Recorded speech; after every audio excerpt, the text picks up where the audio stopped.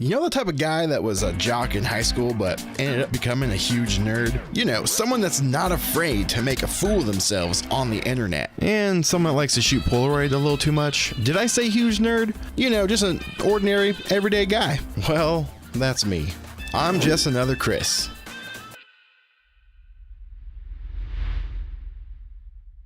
Welcome in to another live stream.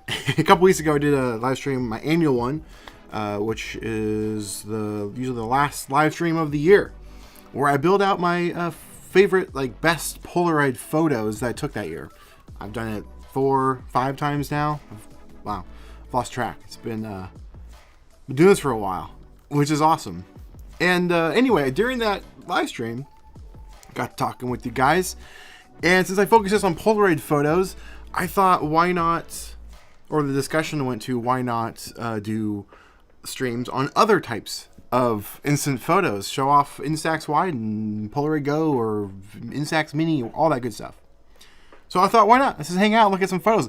I am primarily a Polaroid shooter. I mean, that's why I wore the Polaroid shirt today. I'm more a Polaroid guy, which is maybe surprising considering some of the videos I've made about Polaroid. But I love Polaroid. It's my favorite instant photography film to shoot. But I do shoot other formats, and this year, or I guess last year now, because we're in the new year, I was really enjoying using the brand new lomography wide glass. That camera is amazing. Sadly, I don't have it anymore. It went back to lomography, and I was shooting that more than my Polaroid to close out the year.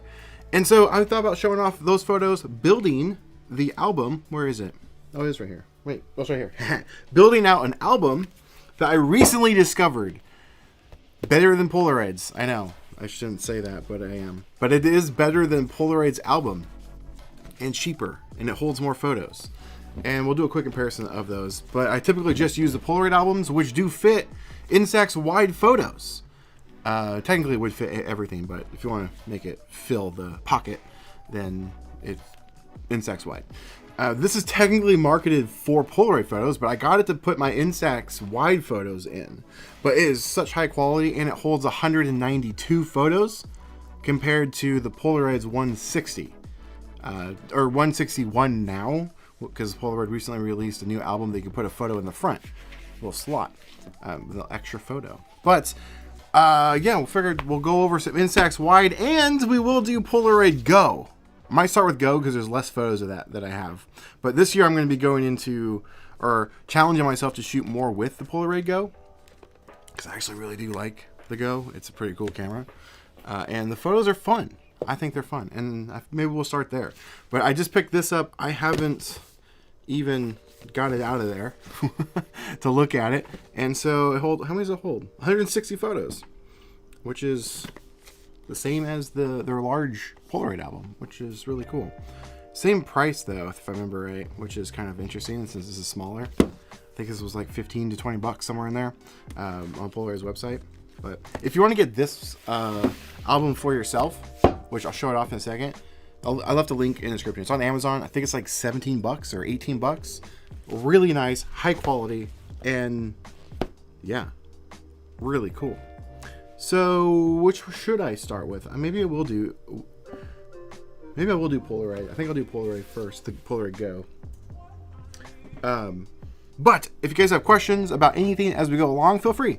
This is a Q&A. This is a little hangout sesh, looking at photos from various cameras, various time periods. That's the other thing. Because as you guys know from the last videos when I pulled it out, or last live stream, I built out my 2024 Polaroid album. And these are like some of my favorite photos that I took last year. And they're all specifically for that year. Kind of like my yearbook I do every year. Well, this stream, since I haven't done it before, I think I'm just going to put all of my favorite photos from all that format in each one. And then maybe start a new tradition where I build out albums like 2024 or 2025 Polaroid Go photos maybe? Or wide photos? We'll see, I don't know. But this is just going to be every photo I've pretty much ever taken, which which is kind of wild because this is pretty much all the wide photos I've ever shot, which I kind of surprised. I think I'm missing some because I thought I shot or shoot a lot of wide stuff, wide format. I love shooting wide, but apparently I love shooting it this much. I probably shot the most last year because I was getting into it with the wide, or the Loma wide camera. So, but anyway, I digress a little bit. Let's look at some photos. First of all, I gotta get this out of here. But as we go along, let's chat. If you have any questions about cameras or anything, let me know. I should have pre-cut this before the live stream. I don't have any scissors nearby. Also, I'm streaming on a Friday. I usually kind of stream on the weekends, so it'll be interesting to see how it goes. But if you're watching this on the replay, thank you. I think I'm just going to destroy this box because I can't get that tape off. There we go. There we go.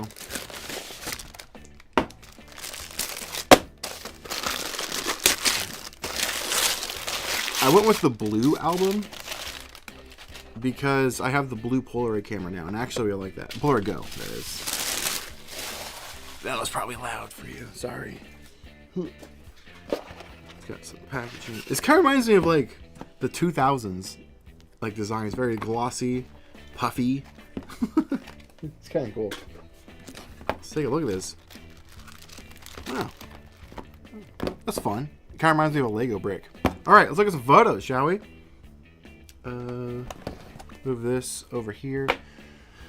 These are all the Polaroid Go photos I have. Well, I can't see those. Jar. This is from a road trip I did last year to Policon, Bay Area. And then these are from various years. There's some from this year even, from New Year's. It was the last time I've shot with it. But let's look at these. Ooh, I even still have these when Polaroid gave us the little stickers. They stopped doing that. These are little foam stickers so you can display your Polaroid Go photos. They stopped doing that. They should bring that back. Alright. Let's start with these. And I've given a lot of these away too, so I've shot a lot more than Polaroid, or I shot more Polaroid Go than it looks like. Yeah, I've given a lot of them away. Most recently, this is the last pack I shot. Thanks, Polaroid. I think there's still some type of... Yeah, there's still something in there, but man, you can barely see it. Yeah. Thanks, Polaroid. This is why people think I hate Polaroid. I don't, but I still call them out. Someone's got to hold them responsible. Here, let me go closer. Oh, let's do this. There we go. Hummer. Rest in peace, Hummer. I had to retire it because it died. The transmission went out. I gotta start a pile. Should I put that? I'll put that in there just for memories because no longer the Shield Mobile is gone. The time I went to Legoland. This was like 2021 time period.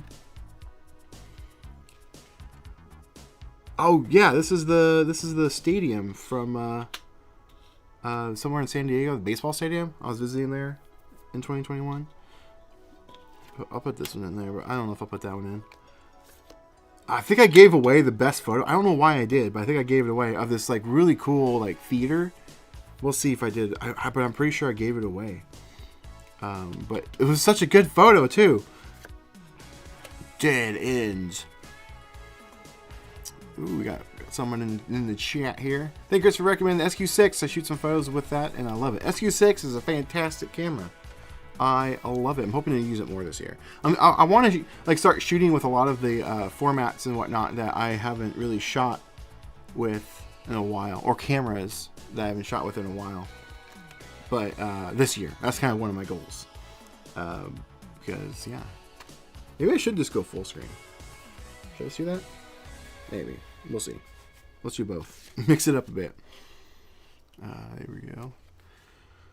This is actually, rest in peace. This is 20th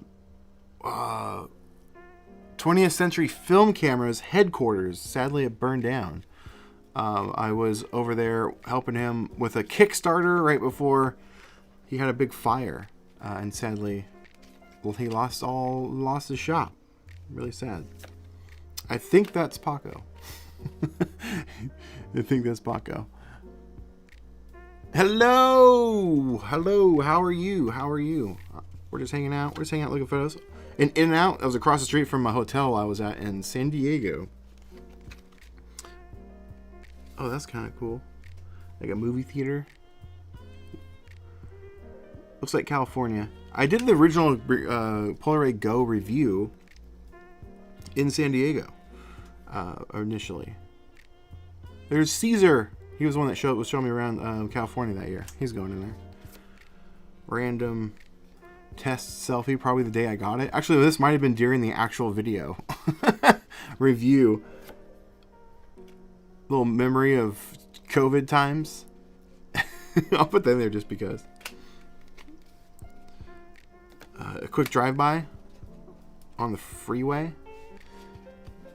Why not?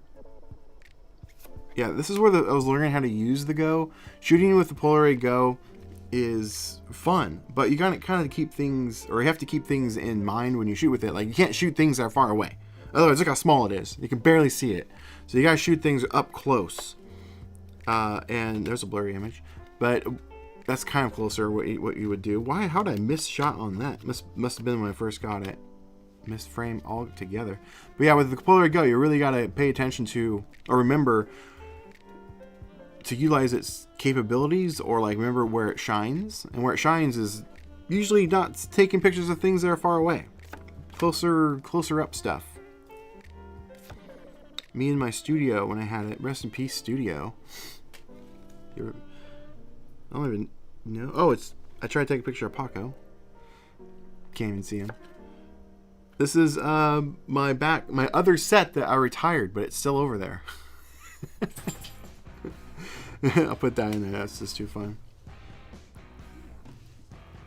I'm doing good. I haven't tried Polaroid Go yet, but it seems like an interesting format. It is. It is fun. Like I was saying, you kind of have to, though, keep in mind the strengths and its weaknesses. And these are some of the old school photos when I was still learning it. Where was this? Oh, it's a I don't know why did I take a picture of that? I don't know, but it's my camera on top of my car's like dash. I don't know why I took that picture. Oh, I got erased. When was this? I think I was hanging out with Caleb and Alex that day. I think he shot that of me. Oh, Bandit, rest in peace. He passed on to the Rainbow Bridge last year. Oh, it's kind of dark. But look at him. Aw, he was my old guy. He was 13. Paco, here's another one, Paco. Still here. This is with the original Polaroid Go. They've updated it so it was like a little bit better, because sometimes people were getting photos, like a lot of times, the light metering on it was like darkening up your shots, but they fixed it up a bunch. Here's a palm tree. I was in San Diego. I think this is downtown Vancouver where I live, or potentially, actually, you know what, this actually is San Diego. This is San Diego, like downtown San Diego. Another COVID time period. Guess when I was testing out this camera. There's a cool motorcycle. Early days of me figuring out how to even shoot instant photography. Well, not sort of. 2021. I've been doing it for a few years at that point. Coming from DSLRs, you got me into instant photography. Now my wallet is fighting for its life. Dude, I feel you. I feel you. It's rough. It's rough. But hey, welcome to the hobby. Welcome to bankruptcy. I'll be your host. Or your facilitator. This is awesome. This was actually shot with the Polaroid Go Gen 2 in Seattle at Pike's Place Market. Because there's a few of them over here. This might have been in March. I've been there a couple times last year.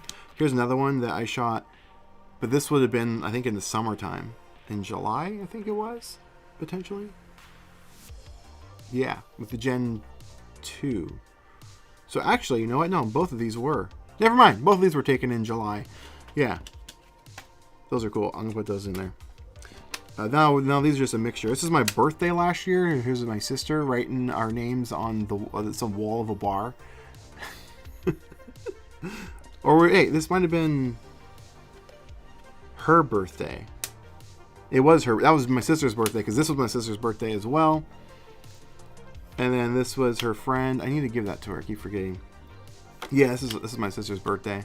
Jen and Andrew. You should know them. Here's Andrew. Karaoke. Good times. It looks like a hot rod. Good old freaking Polaroid. Gosh dang it. Sometimes their quality control ain't the best. Andrew being excited about something. That's going to go in for sure. For sure. By the way, have you heard of the Smart Flex camera? It's super cool with the modded Lomo instant wide back. Smart Flex. I'm not sure. Maybe. Are you talking about, so if it's modded, is it just like some person that made it? Or are you talking about the lomography graph lock back? Which I do want that. I have the Goose over there, and it's just calling to be used with that. Hopefully soon. This is I think the first photo I took with the Gen 2. I was picking up Paco from Caleb and Alex's house because I just got back from Polycon, New York City, and I brought the camera and I opened it there and shot it. I had just picked it up. Let's put that in there. Some garbage cans. That's kind of fun. It's kind of fun. These are from this year. Well, last year? New Year's Eve / New Year's Day of this year. We were just my sister and her partner, and then her friend Hannah. I guess my friend Hannah too. And we went to nowhere. We stayed at their place and just hung out and had a good time. These are definitely going in there. Look at that. Woo! New Year's 2025, baby. Look at that. And then a picture of their cat, which they were supposed to keep. I need to give that to them. I'm actually really excited to look through the rest of these, but also the wide photos. I haven't looked at my wide photos in a long time. Long time. Oh, you know where the rest of those photos, the wide, I can't even talk. When I was talking about how I should have more of those, there are. Shoot, they're right there. I have another giant stack. This was shot this year. I found this cool truck, which you'll see. Well, I'll show it off right now. When I get to the wide photos, we'll probably see these again. Because this is the last photo I took with the lomography wide glass. Look at that thing. Look at that. Look at that photo. Technically, this was actually the last photo I took with it. But of the same truck. The last time I got to use it. But I had the Go with me too, and I shot it. It was really cold. So you get a little green hue on Polaroid photos. With that, I keep forgetting to scan that. I need to scan that before I put it away. I noticed that the Polaroid Gen 2 is pretty reliable. It is reliable. I have been able to photograph fireworks. Well, that's cool. Out of the pictures I've taken with it, only one came out bad. Oh, well, that's awesome. If you were here earlier, this is all from one pack of film. One pack of film. And it was production date like July of 2024, so it's still technically supposed to be good, but it was not. But anyway, I still like to go. It's just Polaroid, random fun QC issues. Oh, here's my sister and I on her birthday last year. Where was this? The bar? There's this like really, really crappy, dingy, dark, bad bar that we tend to go to on each other's birthdays. And yeah, it's fun. And we took a picture there. That's her writing her name on it. I don't know why. I kind of like it though. You can barely see what's going on, but I kind of like it. Boom, here's a better one of the market sign. Pike's Place, Seattle! Gen 2. Took that with the Gen 2. Ironically enough, my sister's name is Jen. Ooh, this is her birthday. Yeah. I apparently only busted out at like events, which is where it shines. That's what I've learned. If you're going out with your friends, night out in the town, bring a Polaroid Go. It's fun. And you don't feel as bad just blasting off photos because it's It's not cheap, but it's a cheaper. It's a cheaper. It's a cheaper alternative to shooting regular Polaroid photos. Parking sign in Seattle. Ooh, it's my Jeep and R2-D2. He's my co-pilot when I go to barbecues. He's been in many cars. Not really, just 2 cars. But the Jeep was a new addition. A little sunglass smiley face. That's going in there. Did I ever scan that photo? I don't remember. I need to check. Because I kind of want to post that. Oh, I need to give that to Hannah. Next time I see her. It's a new 4x5 SLR with gag. Back and 127 format lens. Who makes it? Yeah, Graphlocks. Yeah. So you're talking about the or Graphlocks. Sorry. Are you who modified it? Like, well, I don't know. I don't know what you're talking about. Let me know. Yo, New Mexico. Hello from Snowden, New Mexico. It snows in New Mexico. I haven't seen snow in over a year. In the Pacific Northwest, here where I live kind of in a bubble. We get the snow, we get the heavy rains, as you guys would think, but not where I'm at, which is nice because I have the option to go get all of that. But yeah, I haven't seen snow here in a while. In Seattle, it's a Seattle shot. Another photo of Andrew on my sister's birthday. I need to make copies of these and give those to them. Ooh, these are some photos from an experiment. Actually, I'll get to that in a second. There's me at the event, which I keep forgetting to post the picture. At this event, or this isn't an event, it's a place in Portland called Hopscotch. Shout out to Hopscotch. Not a sponsor, but you could be. I was just walking around and there's a bartender there, because as you walk through this like art installation kind of, I don't know, it's really fun. A lot of photo opportunities. There's like the random like mini bars set up, so you go in and can get drinks. And the bartender actually recognized me from YouTube. First time ever in the wild, someone was like, "I know you." It was at this place, and I took a Polaroid with him. I didn't get his name, or if I did, I was too buzzed to remember. But I took a picture with him, and I keep forgetting to post it. It's the first time anyone ever recognized me in the wild, like outside of like a Polaroid event, right? Obviously, I might get recognized at those events, but not in just randomly in Portland at an event. What are these? I already looked at. Oh no, this is another one. Failed Polaroid. It's a dick pic. I took this in July in Seattle when Caitlin came into town. I gave her that Barbie camera, and she took a picture of that too. It was just funny. Now, this is what I have more of these. I was experimenting with lenses for the Polaroid Go, and check this out. But you may be asking, what lenses for Polaroid Go? Well, there isn't technically lenses for the Polaroid Go. I need to revisit this topic. I found some lenses that can modify to make it work. And these were some of the test shots, and that one kind of fun. Excuse me, keep getting the hiccups. Probably from this seltzer water. But yeah, this was like some kaleidoscope type thing, kind of fun. I don't know what that is, but it's kind of creepy and cool. I like it. This one was also, it's hard to tell, but it's like a tunnel vision effect. It's pretty cool. But I have a few of these that I'm going to set aside actually to scan them. There's probably some more in the stack somewhere. Oh yeah, here we go. Here's another one. It's a starburst effect, so it made my lights kind of look like that. It's pretty cool. So stay tuned for that video. Eventually it'll come out. I don't know when. The Go is a surprisingly good camera, but I've only shot indoors. I mean, that's where it shines. But I'll show you some outdoor shots right now. Look at this. Boom! Space Needle. That's a great shot of the Space Needle. I kind of pretty much nailed centering. A little off, but not too bad. But no, it works great outside too. The Gen 2. Gen 1 was fine, but it had some quirks. 8 inches of snow? That's crazy.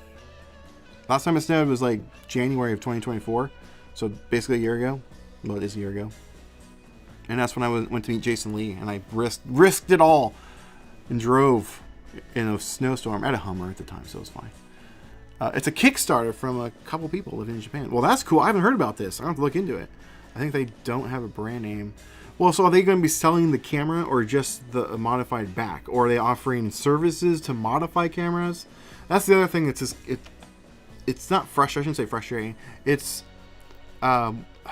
what's the word? I don't know. It's like you get excited about it. So maybe a letdown, maybe? I don't know. It's probably not right. Because I love the hearing when people are like modifying cameras and modifying or creating new types of instant cameras and options for us in the year now 2025.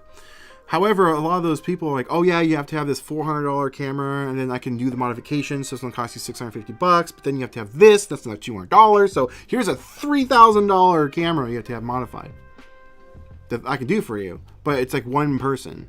So it's like, well, that's not fun. It's cool, but it's not practical. So I'm curious, if this Kickstarter, are they creating a camera, or are they just like creating a modified back that you have to have them modify your camera to make it work? Let me know. I'm curious. I'll look into it as well. The Go is a fun camera. Last year I got 3 of my kid Go's for Christmas. Now I got shots from Korea where my son is stationed. Oh, that's awesome. I almost got my nephew the Polaroid Go. I ended up getting him, though, an Instax Mini SE for Christmas. The SmartFlex looks cool. I'm curious what they do differently with their Instax back versus the Lamar for back cams. Yeah, I need to look into this. I've never heard of it. When did it come out or announced? The Polaroid black frames, me too. I need to get more. I did pick up some of the blue frames because I got a blue camera and I gotta shoot that before it goes bad. This reminded me of like Stranger Things, like going into the Upside Down. This is at that hopscotch place that I was talking about where I got recognized for the first time. Dogs. This is over at Caleb and Alex's house. Gotta put dogs in there. Don't need too many dogs though. What is this one? It's a reflection of some kind. I don't know what it is. I think it is at Caleb and Alex. Oh, it's a double exposure. That I don't really do double exposures, but you can do double exposures on the Polaroid Go. Paco. Yeah, I need to make copies of that. I forgot. That's my sister's birthday. I need to scan some of these for them and make copies. Oh, Hopscotch's sign in Portland. If you ever go in the area in Portland, it's a fun place. It's pretty cool. Pretty cool. Okay, that is not it, but that's like mostly it. I got this whole jar. This jar. There we go. This jar of photos was picked through by Caleb. He stole some, which is fine. I told him he could. But this jar is actually from a road trip that Caleb and I did.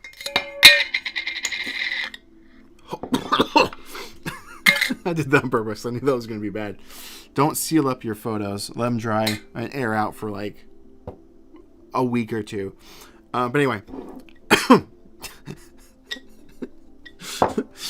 This is a road trip we did down to California. I went to San Francisco for Policon Bay Area in March last year. There was 4 of us, and I had, like, no joke, like 20 boxes of Polaroid Go film. And I just said, you guys, we need to shoot it. Just shoot it all. Here, boom. Blast it off anytime you want, any random moment, whatever. And so this is what we got. And Caleb picked through some of them. I think I still made scans of them, but yeah, it was really fun. Yeah, it was, right, Paco? I forgot to roll the window down. I know, I'm sorry. Come here. You want to say hi? You want to say hi to the fine people of the internet? No, he gets shy. Love the juju. Pets, always the unwilling subject. I know, and anytime I point a camera at him, yeah, he looks like that. He gets all scared. You not sure you don't want to say hi? Come here. Come here. No, you're gonna lay down. You're gonna lay down. Come here. Come here. Come here. Come here. Oh, come here. Oh, come here. He's like looking at me weird. He doesn't want to come up. All right, back to it. Yeah, exactly. New episode, Huff and Polaroids with Chris. On today's episode, I almost passed out. Yeah, I know, I did that kind of example. So, here's just an extra tip. Instax, I don't know if you have to really worry about that. Their photos are pretty sealed. They use pretty much all plastics and stuff for their photos. But with Polaroid, it's a combination of different things, and like paper, cardboard, and like whatever material they use for the frame itself. They're still wet chemistry and the little sponge at the top. And so you want to air them out before you put them in like a box or albums are probably fine because they're ventilated. You know, they're not sealed, so they'll be fine there. But sealing them in a mason jar, don't do that because they can't properly dry. And what can happen is they get that sticky. I shouldn't say sticky. They get this little thing on the backs of the photos. I'm sure you've experienced it at Polaroids where they just like stuck together and you kind of have to peel them off of each other and you can't really like hold them in your hand or slide them back and forth. That's what it's from. It's just the evaporating chemicals or chemistry in the photos. So you want to make sure, let them vent for at least a week or so. But I had no option because we're traveling and I just put them in a jar. Actually, I wanted to cut a hole in the top so I can like slot them in. But we never did that. Anyway, we digress. The lens and 4x5 are made from scratch. Okay. The bundle is... Yeah. See what I mean? As for the back, it is an accessory to the camera, and they are willing to only sell it in a bundle. Yeah, I'm sure it's going to be cool and awesome, but who's going to spend over $3,000 on a instant camera? It's just going to be, it's a tough sell. It's a tough sell. I'm sure it's going to be cool though. I'd love to try it out. It would be cool. Yeah, I don't have any tips for you. I'm not good at it. And plus I'm not, let me back up. I'm not good at it because I don't practice it because I'm not really into it. Not really my thing. So I don't have much experience. So I don't really have a great way to, or any extra tips for you. There is an order to take them in. I know that. I think you start with like a darker subject. Or see, I don't even remember. Maybe it's reversed. Like an outline, like the first thing you want, and then you take a picture of something else. Or it's the other way around. I don't know. I'm not the one to ask. I'm not the double exposure type of person. Never really been my thing. I recently got into Polaroid Go for Christmas. It's super awesome. Love your channel, man. Oh, thank you, Crystal. Appreciate it. Appreciate you. I'm glad you got to go. It's a fun camera. Hello, Chris. I recently bought the One Step 2. Yes. After binging your videos. Well, thank you. Appreciate that. I've already shot medium format black and white film for a while now, and I was wondering what your thoughts about black and white instant film. Well, it's fine. Polaroid last year, I don't know. Their quality control is so all over the place. They came out with new black and white chemistry, which was better. It was fantastic. But then I bought some a few months ago, and it was awful. So I don't know. Instax black and white is fantastic. It's great. You pay more for it. On Instax side, Polaroid you don't. It's the same price as color film, which is nice. Less options, I guess, or features, meaning frames, or you can't buy double packs, or like you can't buy it in a double pack for a discount, unless I think if you buy 3 packs from Polaroid of black and white, I think you might get a small discount, like directly from their website. When they stock film, they have hardly any film available on their website right now. But black and white, yeah, it's really cool if they can get it consistently. They've improved it a lot. If you do shoot Polaroid and you notice that your photos are turning brown, that's just the chemistry leaking back in from the pods. So try to, well, an option is you just rip out the sponge off the top of your photo and stop that from happening. But the new stuff seems to not be doing that, which is nice. That's all I got for you. Oh man, I lost Polaroids through them sticking even back in the day. Don't get them wet. That too. Don't get them wet. It won't really damage I've never had that problem of them sticking together. You just peel them off and they're fine. They're pretty resilient that way. But yeah, don't get them wet, then they really stick, and you gotta leave them out to dry for a while, like days, for them to get untacky. Not that they don't stick to you. You can feel them and they're fine, but it's just when it makes contact with the other photo, they like stick together. It's hard to explain. Oh, I thought that one might be. Oh wait, do I have one? Nope. Dang it. I thought that one was stuck together. None of these are stuck together. Anyway, let's get back to it. Let's look at photos. Let's go like that. Yeah, right. Bingo! Look at that. Most of this film, too, from this trip was like really, really old and past its production date. Like, really past. Like this one. Like, this was like probably... The film was probably like 2 years expired at this point for a lot of these. And most of them came out really good. This is me driving. I did all the driving on that trip. Down to Polaroid Bay Area. I was gonna put this into like a book, like a travel book. You know, like because all these photos are just kind of fun. Like my trip to Polaroid Bay Area. Maybe I should still do that. Maybe I shouldn't mix these in. But I'll show them off. How about that? This was prehistoric gardens. On the way back, there's some bathroom. I think this is over by the whatchamacallit, downtown San Francisco. And I didn't shoot all these. I shot something like a lot of them, but a lot of these were either shot by Caleb, Alex. You know, it's just like on the trip to Bogan. Like I don't think I shot that one. See, I don't remember. From the road. These were fun. This was at Confusion Hill, if you know where that's at. Cool spot. Roadside random. We were just driving by. I think it's supposed to be the new 4x5, similar to the Graflux.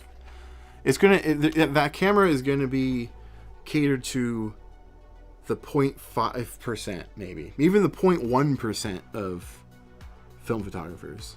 That's my guess. I'm sure it's going to be really cool. And you're going to watch videos about it and be like, man, that'd be fun. But it's not practical. Unless you have massive amounts of disposable income. Shooting exclusively black and white. Let me know. Are you having problems with it? On the same note, Go needs black and white film. Go needs a lot of different things. They are not utilizing that format at all. It's barely doing anything with it. Color goes to Instax since it's so dang good. Is it though? I mean, yeah, everyone has their own which will still. I should probably move this along faster because we're still going to go through Instax wide photos. It depends on what your goal with instant photos are. Some people are after the sharpest, saturated, crispy, whatever, right? For those photos. I honestly could not care less about that. Like, I could not care less. I'm more after the vibe, the look, the feel. I don't necessarily mind when something like this happens if it adds to the photo. You know, like is this the best looking photo? Absolutely not. But is it cool to have a photo from when I went to Confusion Hill on this road trip? It tells a story.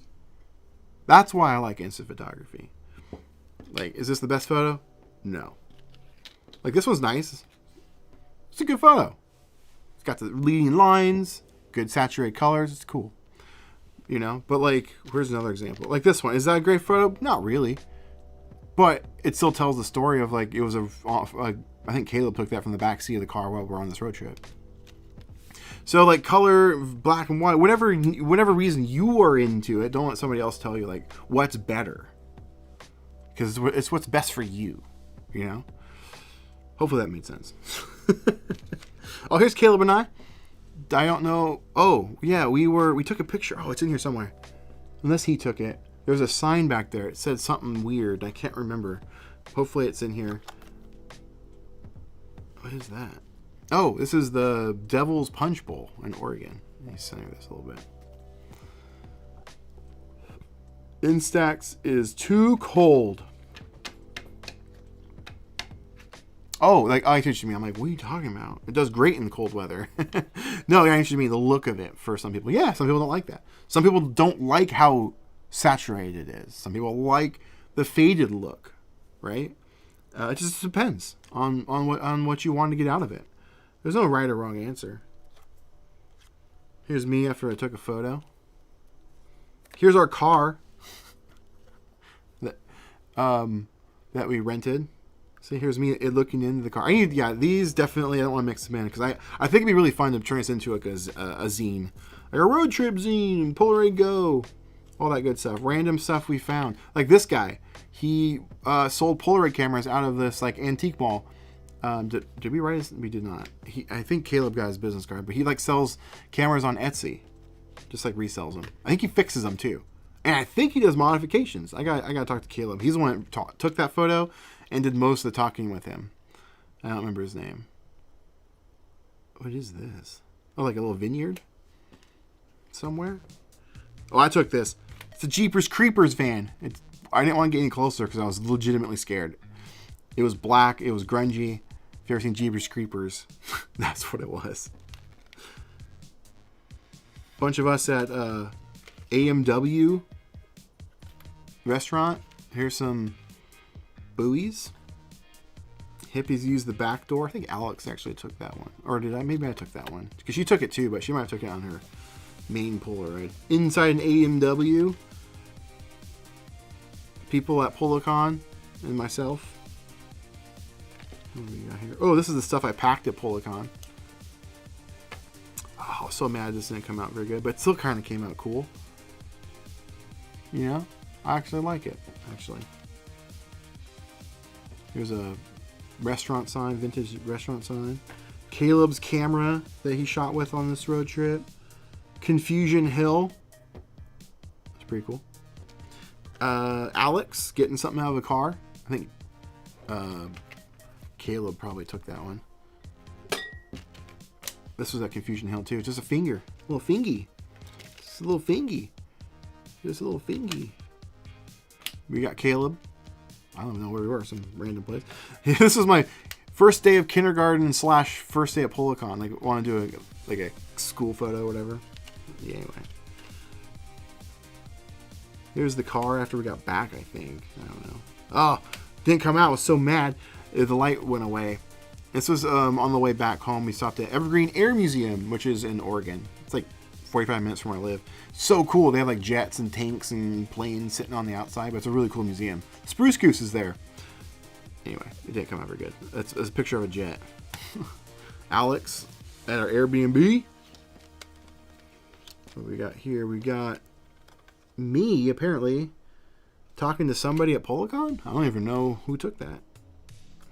I'm trying to power through these so we can get to the Instax wide. At Prehistoric Gardens, after me losing $5, well, we ate at a restaurant that was also a casino, and I'm like, I'm gonna bet $5 on this machine. I'm gonna win. I have it on video too, and I lost. I don't even know what that is. Didn't come out very good. Stuff that we've packed. It's me in front of the Chandler tree. We just drove our car through it. Here's me taking a picture.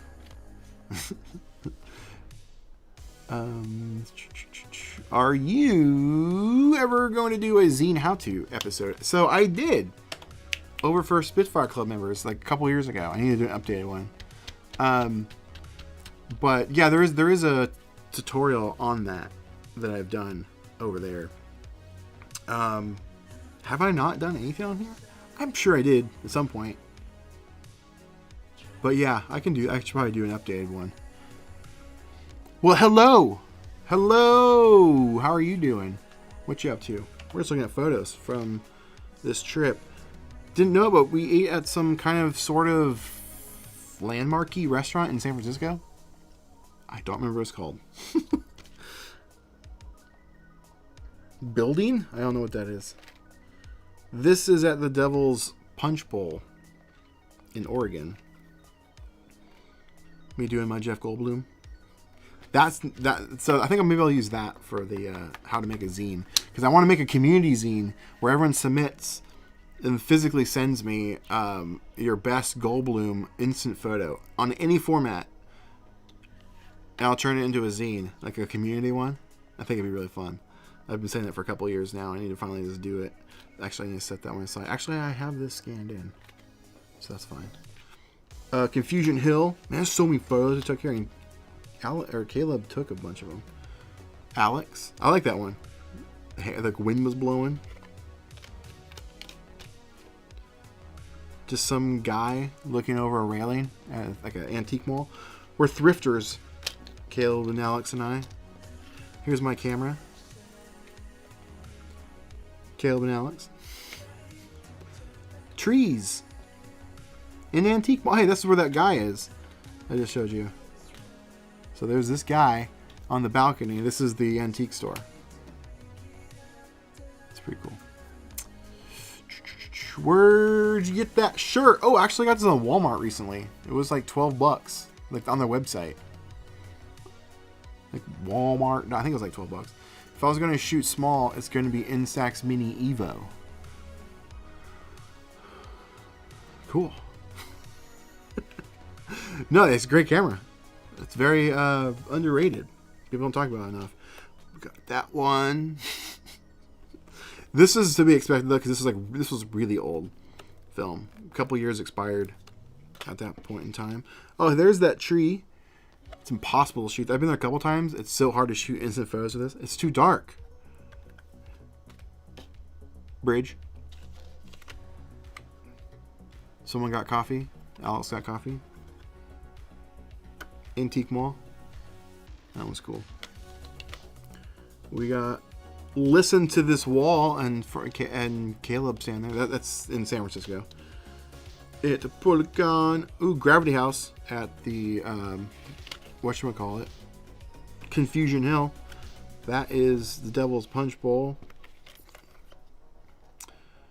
I need to do a video on this. Actually, I'm taking a break from editing a video that's coming really soon, because people are like, hey, when are you gonna do more 35mm 120 film, traditional film videos? And I've shot a bunch, but they weren't like full videos. I didn't know what to do with them. They're just kind of short. I don't have much to it, so I'm combining them into one kind of mega video. And it travels like all over the place. Literally, it starts here in Vancouver, Washington, and Portland, Oregon, and it goes to San Francisco, all the way up through California. And then there's some from Orlando, Florida, and then there's some from Japan. I think that's it. Seattle, Washington's in there. And actually one roll of that traveled to all the places. But anyway, in that video I talk about this camera, and that I got that, which is hard to see. Let me see, go full screen. It's a M&M camera, 35mm. I picked it up at a thrift store there, somewhere in California, I think. Pretty sure. I like the Go. It's a fun little camera. It is fun. I really like it. I really want to know why Polaroid US shop has no film. I know, right? I don't know. We gotta figure that out. But in the meantime, at least there's Instax. Yo, Jonathan. Dude, thanks for the super chat. Gotta head back to work. Take care. Do appreciate it, man. Thank you so much. Really do. That helps out a lot. Wow. So generous. Wow. I really appreciate that. It was unexpected. Oh, here's me getting one of those stamped pennies. Those little squash pennies. Why are these off to the side? I guess I don't need those. I put those back. Here's some palm trees. Somewhere in California. Snack Shack. Just thought it was fun. Caleb and Alex at the Prehistoric Gardens. A phone booth. Caleb standing on a giant tree trunk. Caleb and Alex in the back seat of the car. This is got mixed in. This is, I need to give that to Hannah. Big Daddy's Antiques. More phone booths or payphones. Here's our car driving through the Chandler tree. I've driven my Hummer through there once, actually. I've driven 2 different cars through that tree. I think it's Alex shooting this bowling alley sign. Probably because people in Europe get like 3 weeks off during the holidays. It's possibly because they have been out of stock on film for at least a month. For most things, most of it. What'd you do, bud? Me in front of a cool theater sign. We've got another. I don't know what that is. Some random neon sign. Prehistoric Gardens. Itty Bitty Inn. It's like a themed room hotel, which I'd seen online before, and we happened to be driving by it out of coincidence, and it was on my like to shoot list. And the photos I took, I was the end of the trip, so I was low on film, and all I had was some like really kind of like expired stuff, and I didn't come out the greatest. So I need to go back. Dune 2, some random theater sign I was trying to take a picture of. I believe that's Mount Shasta in the background. Bar. All right, a couple more here, and we can switch over to Instax Wide, which I'm excited to look at those. I haven't looked at those in years. Don't know who took that. Bike. The scale of this, you need a person to stand there. If a person was standing there, they'd be like this big. This thing was huge. Random find on the side of the road. There's getting a squash penny. There's us eating at a restaurant. Another one. He was trying to look mad on purpose. It was on purpose. He wanted to look annoyed because he was eating his food. So I want to give him credit for that. Caleb there. Last couple. Truck. What is this? I don't know what that was. Boom. There it is. There was the trip from the road trip to Policon not NYC. SFO Bay Area, which I probably won't be going this year, sadly, because I have to save up for a few other trips, like Policon New York City, for one. And I'm hoping to actually go to Policon Denton this year. Wasn't able to go last year because I was in Japan. But hopefully I can be able to make it to Denton. But I won't be able to afford all 3. Because I also want to do maybe another trip. We'll see. But down to Jackson, Georgia again. To the Stranger Things stuff. Because I think there's some stuff going on. Because the new season comes out next year. I mean, this year... Oh, wow. We're in 2025. Yeah. Oh, so yeah, good question. No, but I have some. I bought it recently. Because Polaroid actually still has it on the website. One of the few things you can still buy. The website's probably like wiped out. But yeah, I did pick some up. And I also picked up this, which I'm going to do a video on. It's Polaroid's like bag, like shooter bag. It's actually kind of awesome. I mean, at least in theory. I haven't used it yet. It still has a tag on it. But after looking at it, I'm like, this is kind of cool. It's like a sling bag. It's a sling bag. Man, I cannot talk. Sling bag. And it's pretty cool. I picked this up with some film. So look out for a video on that. All right, cool. Let's put these in this album. And then we'll switch over to the wide. I need to make copies of some of these. This is the first time I've used a Polaroid Go album. So I'm excited. They're top loaders, not side ones like Polaroid. Oh no, they are on the top. I'll think of the new album, which you'll see in a second. I'm getting confused. I remember now. Oh, good question. I don't know. It hasn't been announced. They've just announced Polaroid New York City, which is great because last year they didn't announce until like a month out, which was awful to try and get plane tickets for because they were so expensive, and hotels. Whoo! Cost me like $1,800 to go last year. Luckily, I had a sponsor that helped me. They paid for about half. Still, it was a lot of money to go to that thing last year. But apparently last year, the reason, because Polaroid was officially like a part of it, like they were there at New York City and all that stuff, and doing a big sponsorship, they had to have their legal team. This is according to Kyle from Brooklyn Film Camera. I think you're talking about it on the podcast episode that I did on him. But Polaroid had to, man, I'm trying to focus and do this all the time. They had to talk to their legal team and approve the language that would have been used for their sponsorship. So what Brooklyn Film Camera could say on their advertising, basically, like stuff, and it took them months to approve it. And so once they got it approved, it was only like a month away. And so that wasn't cool. And this year, Polaroid is really happy with how last year's went. So they're just like, yeah, boom, go for it. We're in. We're going to go in and it's going to be awesome. And so they were allowed to announce super early. Because they announced that in December. And it's not till May 30th or something like that. So, yeah. Which is cool. I need to get my tickets, my plane tickets ordered. It's hard because I don't know if I. So Kyle and I talked about maybe potentially, it's just strictly a maybe, of me.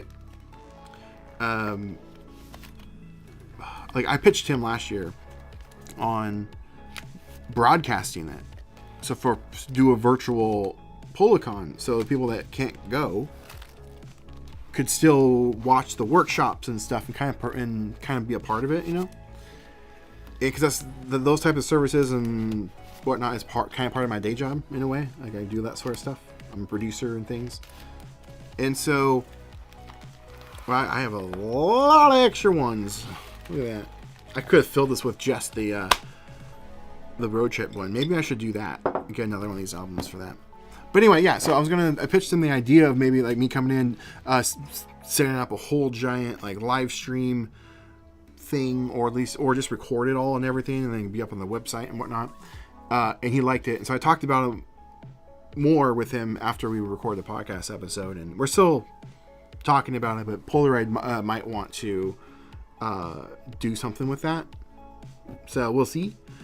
So it's hard for right now. I'm like, I need to get my tickets, but I can't. I don't know what days I need to be there, because if that is for a certain thing, I need to be there at least a couple days before, so I can like set up and everything. So it's hard to know when to buy my tickets, my plane tickets, and hotel. So there's a little insider insight, if you will. But going back to your original question, when's Denton? I don't know. It's usually in September. Sorry. That is a cool bag. I can't wait to try it. I just got it. Hi from the Netherlands. Just picked up an SX70 2 weeks ago. Finally, SX70 film is back in stock on Polaroid. Fun fact, I need to do a video on this. Desperately need to do a video on this. Now that it's back in stock, I can probably prove it now. Or not prove it, show it. SX70 film, people think there's a benefit to shoot it. There isn't anymore. SX70 film, as you originally knew it, it died. And Polaroid has never said anything about it. They killed it probably a couple of years ago, maybe a year and a half ago or so. And now they only produce 600 film and Polaroid Go film, but that's still the same chemistry as 600 film. The chemistry that was used in SX70 film, they don't make it anymore. So SX70 film, when you're putting in your camera, they now bake in an ND filter in each photo. So if you were to sacrifice a shot and rip it open, you'll find an ND filter in there. So it's just 600 film. So there's no benefit to shoot SX70 camera or SX70 film anymore. It's just to facilitate old SX70 cameras. So what that means is you might want to just look into converting your camera and have it shoot 600 film now. I know people are like, ooh, is this like converted? Blah, blah. Whatever. You have your reasons. I have mine. But realistically, there's no benefit anymore. And even when there was a benefit, I kind of proved that there really wasn't one. People would say that SX70 film was more saturated because of the lower ISO level, or ASA. Same thing. But that was false. I proved that over and over again. You could get deep saturated colors with 600 film. You totally can, or could, and still can, when their film's working properly. But yeah, so if you're hoping to get the benefits of SX70 film, there isn't one anymore. It's 600 film.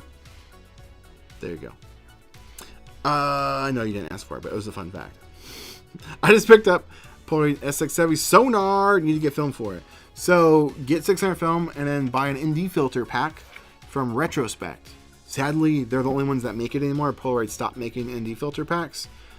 They were two pack for like $8. Now Retrospect sells the 2-pack for like $15. It's kind of annoying, but just buy those and you'll be fine. Or you can make your own if you want to. I can't remember what ND sensitivity is. It's like a 4 or 5. I can't remember. Maybe a 6. I don't remember. But you can look it up, and then you can just cut your own if you really want to. But and just buy 600 film, and you can get the film anywhere: Walmart, Target, Best Buy, camera shops, directly from Polaroid when they have it in stock. So there you go. Probably gonna do a 600 full.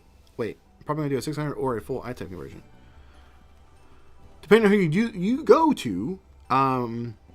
I can't remember if he still because he said he was having trouble with something. I don't know if you ever figured that out. But if you use the power bar mod from, let me back up. I shouldn't have said mod. If you have the sonar, you don't have to modify your camera at all. But you can buy his power bar S.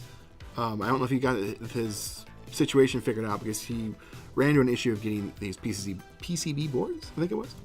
Hopefully he figured it out. But if you could track down a Power Bar S, just contact Dennis from Chromatic Parts. You don't have to modify your camera. It just plug and play right under the top of your sonar camera, and it will power the camera for iType film. Now, if it's not converted to shoot 600, then you'll need an ND filter over your camera. But yeah, and the cool thing is, it doesn't change your camera at all. You don't have a weird thing sticking out the back or on the bottom. I know some people... or who is that? Instant Camera Guy, I think, has a modified where you have this bump at the bottom of your camera. I think it's ridiculous, but it's nice, I guess, to have the options.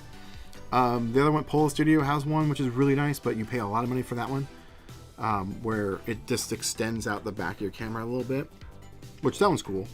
I love Dennis's option because it just it comes on and off. It doesn't change your camera. You have the option to have it or without, which is really cool. But I recommend converting your camera anyway. I bought a newly CLA'd and 600 converted SX70. Best move I've ever done. Yeah, they're great. They're fantastic. They're fantastic. Okay, Instax wide, baby. Check this out. Showed it at the beginning of the video, or beginning of the live stream. This is an album I just found.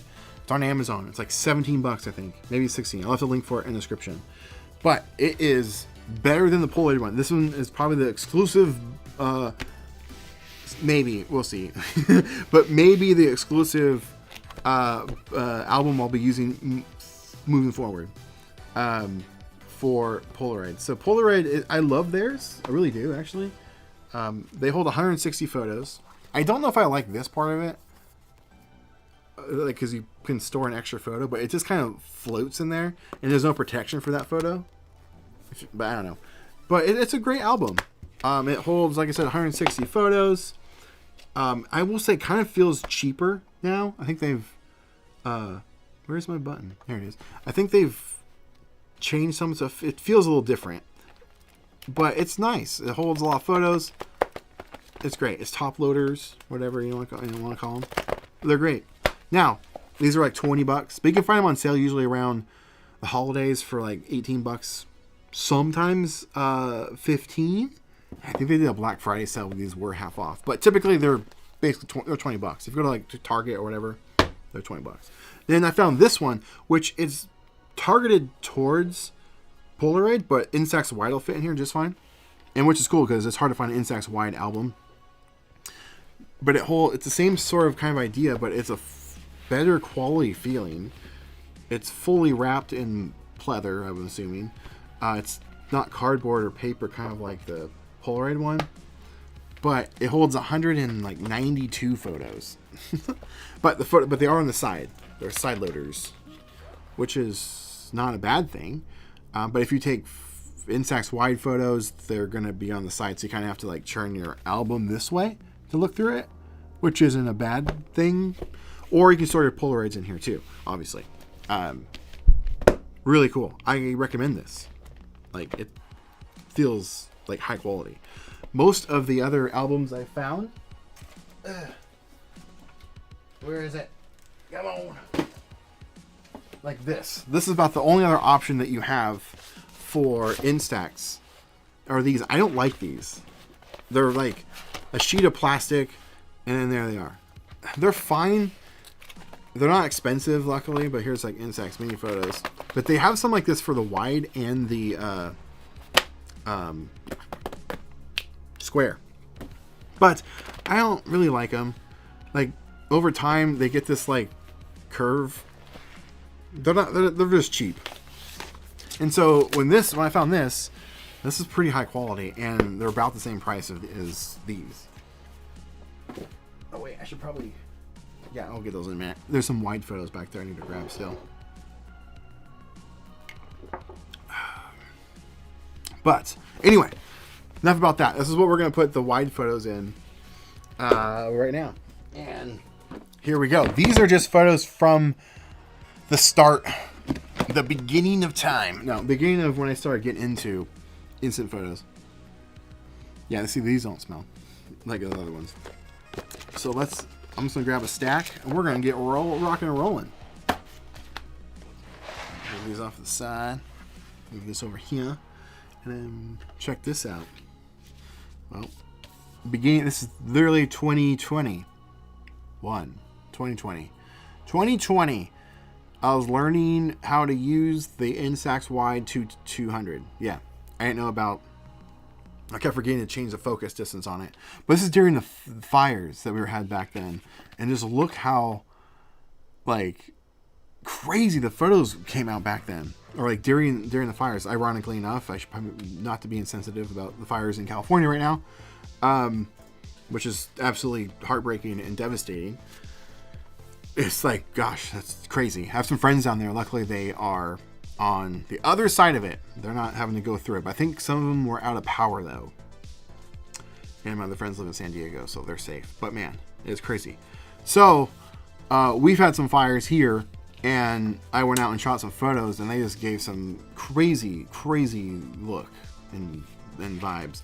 This was probably the last time we had a really bad fire season. It was 2020.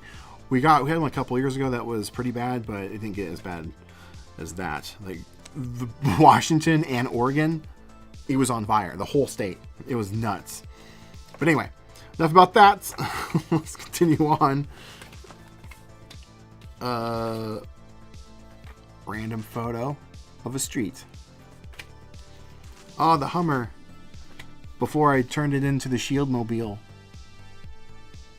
This is all with the 210, by the way. Yeah, the 200. These are way back in the day.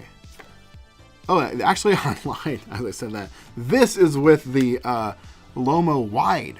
When lomography first was like... So, like, when I was first getting started, I reached out to a lot of people, to, like, companies, to be like, hey, can I borrow a camera? Most of them didn't respond, or they just said no, or they're like, yeah, we don't work with creators. But lomography, when I had 1,000 subscribers, they're like, yeah, here you go. Boom.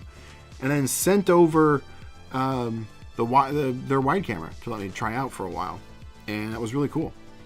They're a great company. But yeah, this is one of the first photos I took. That's my bike and my dad's bike. I don't know if that's my dad. Oh yeah, my dad's over here. Not the guy in the black shirt, but behind him there's another person. We're just out riding our motorcycles. I must have been unpacking something. I was helping somebody move, and they gave me a bunch of stuff, and then apparently I took a picture of the stuff. This is my living room. Here's my Hummer again. Ooh, that one's pretty cool. Oh wait, I forgot. I'm supposed to be like picking out cool photos to put in the album. I guess that's fine. Yeah, I love Instax Y too. I really do. Thanks for your support. Greetings from LA. Hopefully you're doing okay out there. Or down there, because I'm up above you. Portland actually just sent, I saw the other day, like a fleet of fire trucks a couple days ago. Head down there. They called them, I think they sent like 15 or 20 straight teams. Thought it was an interesting way to call it. But yeah. I live basically near Portland. I'm right above Portland. In Vancouver, Washington. Not Canada. I'm like 5 minutes from Portland. Just on the Washington side. Oh, Luria! Live Stream Pros. When she first moved in there. And then she moved to San Francisco like a month ago. Worked with her for like, 6 years, I think. On various different companies. But she moved down there. Bridge. What happened to this photo? It's like really, really dark. And it was like a weird outline right here. I wonder what happened. Maybe I was using a filter over it. I don't remember. Other Q. Have you heard of a guy who rehouses Footorama? Fully Flash Center viewfinder that uses GraphLog. I do not know. The only person maybe that could do that would be Mario, maybe? I believe his Max Sparkplug on Instagram, maybe? I met him at Polycon. I need to reach back out to him. We're supposed to have him on my podcast. But never did. Oh, it's Abby! It's my other dog that in my life has Luria's dog. A little Chihuahua. That's kind of a cool photo. It's when the bridge went up. It's not a drawbridge, it's a lift bridge. Anyway. I think it's the only photo I have of it up. I'll put that in there just for the kicks of it. Well, hello there. I need help choosing my next camera. I love my SX70, but the film is too costly. Yeah, exactly. Do I go with the Polaroid Go, Instax SQ40, or an Instax Mini? Okay, so we went with square straight to mini. That's a wide range. I would recommend the happy medium, which would be an SQ6. Track one of those down. They tend to pop up on Amazon during the holidays. They're an older camera, but I think Fuji still makes them, but they don't really advertise them. It's weird. The SQ40 is a very stripped out version of the SQ6. What I mean is there's no options. So if you like some options, go with SQ6. I love that camera. I've done a video on it, and if you're a Taylor Swift fan, there is a Taylor Swift version of it. If you want to spend like a lot of money, I think they're going for like $1,000 nowadays. But it's the same camera. It's just Taylor Swift branded. But it's a freaking-tastic camera. I love that thing. It's compact. It's got tripod. You can turn the flash off, which is very rare to see on an instant camera, especially Instax. So yeah, I recommend that one. But you can't go wrong with Polaroid Go, but you still have to keep in mind the same struggles, if you will, with their film, because it's the same stuff as the bigger stuff.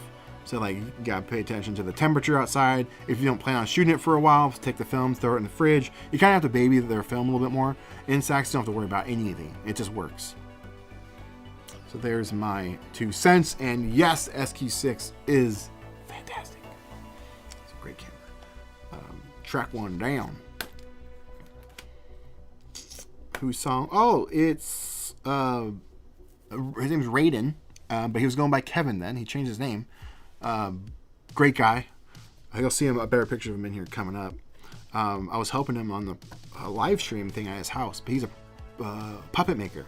But he does so much more than just puppets. He does lots of crazy cool stuff for TV, movies. If you guys have seen the trailer, if you're into this sort of stuff, there is an independent film coming out this month, I believe, because Popeye, the Sailor Man, is coming into the public domain. So there's a horror movie coming out for it. And he built the arms for the for Popeye. I think a couple other things. But yeah. Anyway, I was over there. He was building a puppet. It was like a test stream. This is during COVID. And yeah, he's a cool, great guy.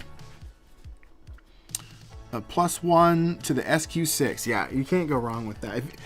Now, it's maybe harder to track down right now. I mean, you have to go like eBay and stuff. Amazon should still have some, maybe some remainders, but typically you'll pay around $100 on Amazon, 120 maybe. And then in the aftermarket, after they're gone, you'll pay 150 plus for them, which is right on par with the SQ40, because I think that's a $150 camera. Vancouver waterfront. So this is Vancouver. This is Washington right here. Washington, right? It's a great representation. Washington, Oregon. Oregon, Washington. That's how close I live. Oh, here's the puppet he was making. Yeah, anyway. Movie theater.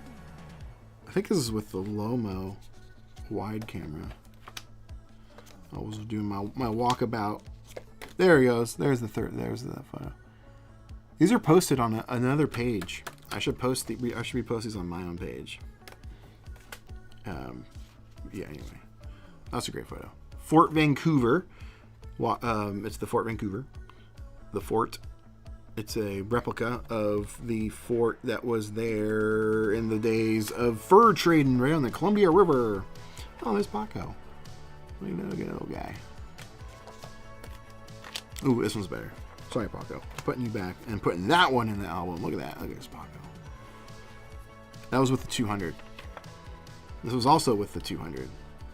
I might put that one in. That was kind of cool. Paco, his tongue. The boys. I don't know what we were doing. Some live stream. I'll put them in there. The bridge. Ooh, I was messing with long exposures on the Lomo wide. Getting some light trails. Ooh, last blockbuster. Missed focus or missed framing. Every time I've been there twice, and every time, see the shadow? Man, every time the lighting is always terrible. Each time. Hey, this is from my book. One of my second book I made. That's why that's written on there. Anyway, if you've seen or looked into my book, Welcome to Hazeldale, some of these will look familiar. This is a barn. I think there's a better photo of that, but I'll put that in there for now. Movie theater.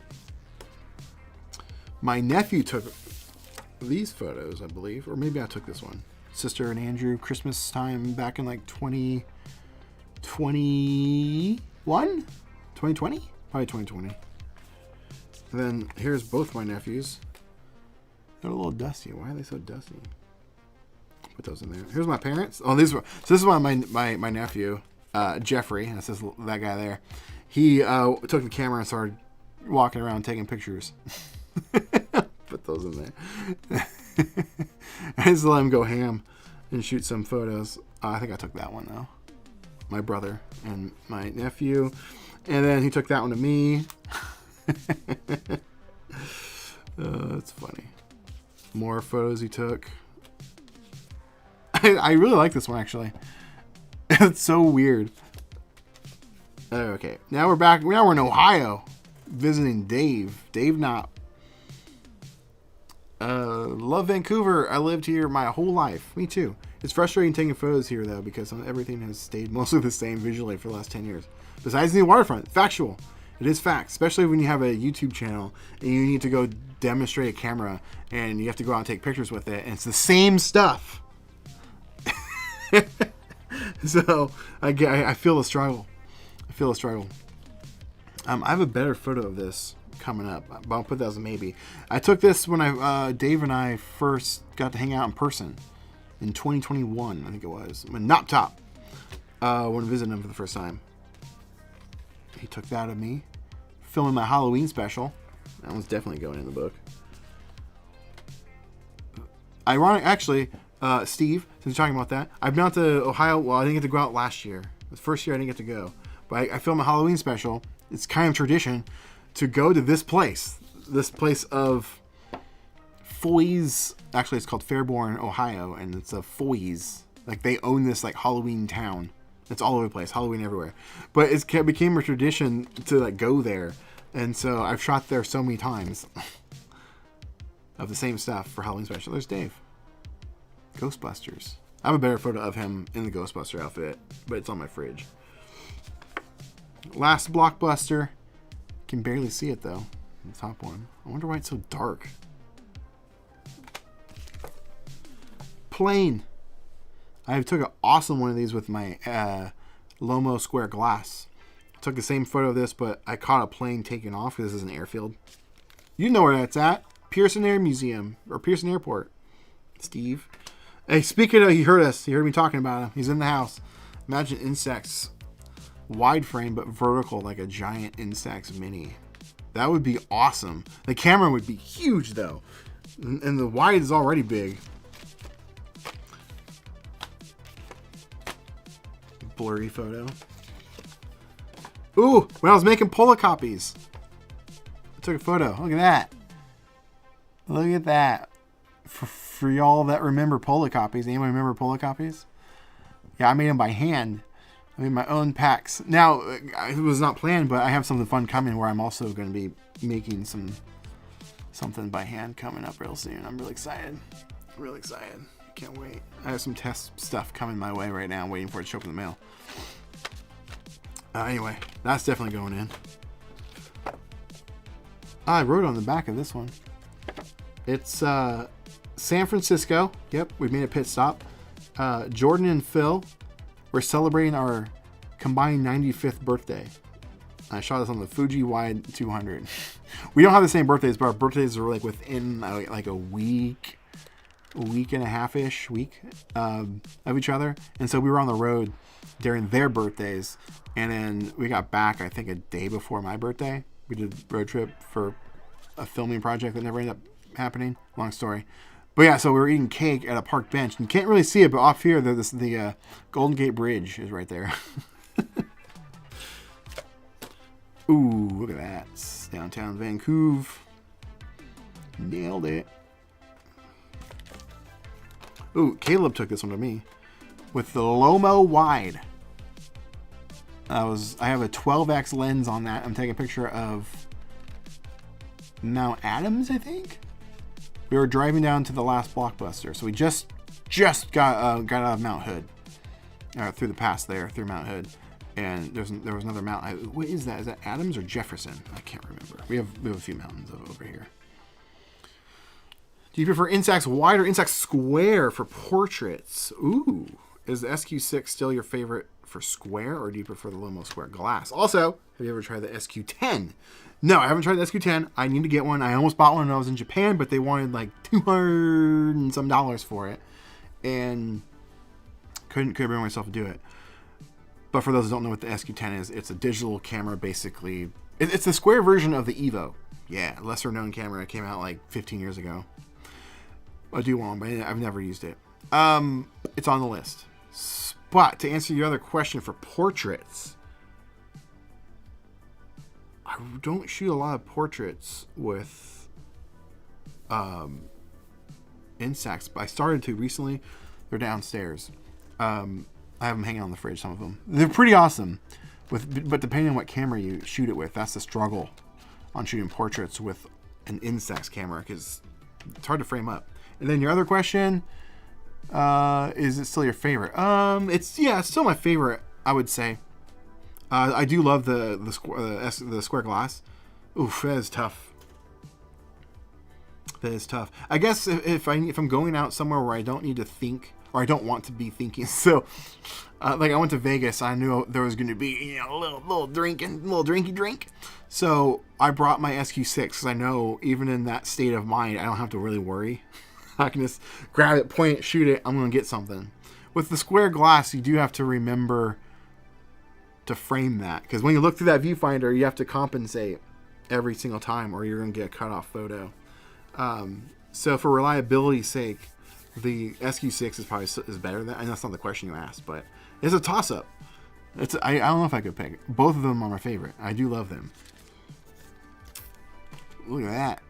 Remember Pop Shots? Neither did I. Noptop sent that to me years ago. I did a video on that. It is a disposable instant camera. from like the early 2000s, like 2001 or something like that. And the idea was cool, but it was so expensive. Even back in the day, it was like $25, I think, for that in like early 2000s. And you got 10 photos, and they were oh, I have it right here. These are actually from when I was a kid. My brother took these because we briefly had a Joy-Cam, but they took the Polaroid Captiva film, or like 500 film, but they were like this. This is of our childhood dog, but it used photos like this, and it was a cool idea, but it failed miserably. The idea was you take the picture, get all your photos, but you don't have to get them developed. It's really nice. I like the concept. And then you take this and you mailed it back with this. And then I think you got a discount or something to then buy another one. Cool concept, but it failed. But yeah, I still have the camera. It's on the shelf over there. I should show that off more. There's still like a couple shots left in there, but none of them work. I did a video talking about it. It was pretty cool. Matthew Stanford. Oh, I would go with the square for portraits. I had a Polaroid Captiva back in the day. I loved it. It's a cool format. It's a cool format. I only briefly got to experience it. I do not smoke, but Hopper does, so I was dressed up as Hopper from Stranger Things. And I have another photo over there. I don't need this one. I got another one in there picked out. From my Hazeldahl book. I didn't think those made it in here. I thought I still had those in another separate box. Where is that box? I think it's downstairs. Because I actually have another secret box project for a zine that I need to finish up. Oh, here's from the book as well. Here's a fun family photo from Christmas. Who took that? Must have been my sister-in-law. That means there's a photo coming. There's my Pepsi machine. It's in my living room. When you press the Pepsi soda button, Coke comes out. Test shots from the RF70 when I got it. Look how great these are. There's Paco. That's a pretty good photo. It's hard to get a good photo of him. And these are coming out like that. Oh, believe it or not, there is a photo in here. You probably won't be able to see it on camera, but there is a photo. It's just so overexposed, but it's of Knob Top in front of his Jeep. I was trusting the metering of the Mint RF70. Yeah, baby. All right, that's the first stack. Moving right along. Let's go with this stack. What we got? Ooh, fires. Yep, we got fires. I mean, it did lend for some cool photos. I'll put that in there. It was kind of fun. What we got here? Practicing night shots. I don't know why I'm sitting there holding it. This is, yeah, that motorcycle spot I was shooting with the Loma wide to do a review. More smoke shots. Smoke shots. It was pretty bad here for a while during those years.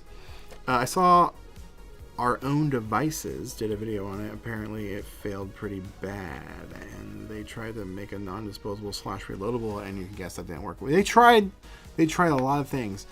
I don't know Our Own Device. I have to look up that channel. I don't know that channel, or maybe I do. There's a few of those types of random story channels like that I followed. I don't remember their names, but I don't know if I know that one. I'll have to look it up. Ooh, when I had my little mini documentary, only being advertised there, it didn't play. They were gonna play it, but they were closed. They offered to screen it when COVID was over. They were trying to keep funds going at this movie theater during COVID because they were locked down, and couldn't afford stuff. So anyway, they came up with a revenue. Two things. One, you could go in and buy popcorn when they were closed. You can still get movie theater popcorn, and they were selling them by like 5-gallon bucket size type deal. And then they were selling their marquee for random stuff. So I just released a little mini documentary, and so I I can't remember. It was only like $100, I think, and got it up there for 24 hours. And actually, they ended up staying there for like 3 or 4 days, because they didn't get anybody for a few days, so it just stayed there. From my car at some point through the bridge. Oh, crazy! Here's a before and after of the smoke. They're right next to each other. Look at that. That's wild. It looks like some filter, like a sepia filter that you would put on from like your phone. But no, that's legit. That's legit. But the pull tab / string looks fun to use. It is. It's a plastic little string, or not string, but like pull tab, kind of like a Nerf gun. You know, you pull the little tab back. It was basically the same kind of concept, but you pull it out and then it pulled the photo. Then you push back in the tab, and then you got your photo. It was fun. I wish it survived. It would be cool. Honestly, I'm surprised. Not surprised, but honestly, I think it'd be cool for Polaroid to try that again in modern times. You know, or something similar. Where I don't know how they would do it. Make it reloadable. Like, I guess they're just back to break. I don't know. I think there's something there. There's a better photo of that. That one came out great. I have some Polaroids of this as well, but that one came out really good. More from the fire. Random test shot. I was doing a video on these lights, and I was doing a photo shoot with toys, which I still think would be kind of fun to do a contest. Like a toy contest shoot. A lot of pictures of those bridges, as we were just talking about with Steve. Oh, Inside Spirit. I wonder if this would be like funny in a couple of years. Be like, wow, look at what 30 years ago. Do you remember what people had in Spirit? That could be kind of fun. Maybe I will just put that to the side. Here's another Spirit shot. Mullet Man. That's what it says. Mullet Man. The waterfront from Vancouver. How did you get into instant photography? Kind of during COVID in a way, but that's when I dived into it heavily. But no, when I was a kid, like I was showing you earlier, if you weren't here, like here's some pictures of my childhood dog, Boone. My brother, I got a camera. It was a Polaroid Joy-Cam. Was it a Joy-Cam? It was that silver one. I'm pretty sure it's a Joy-Cam. Yeah, it was silver, and it was like big old round, and it had a pull tab as well, if I remember right. And yeah, but it shot this type of film.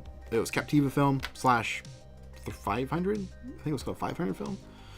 And I thought it was the coolest thing, and I really wanted it. And my brother kind of took it from me, and then bought film and shot it, but I wasn't allowed to have film to shoot photos. And so I kept it for a long time and eventually got rid of it. And then over the years, it was always kind of still in my brain. I ended up picking up an Instax mini camera because I was doing a different, like entirely different content at the time. I had another YouTube channel, and it was more about like, you know, like digital stuff, and was doing all that sort of stuff. But then I had this channel, which was my kind of like my personal dump channel. I would just post just random things. Literally, if you go change the filter on my page from oldest, you'll see the changes. It was just random stuff, whatever I was doing at the time. And so I was kind of trying to take it a little more seriously, and I offered Patreon a instant photo, which I did call a Polaroid.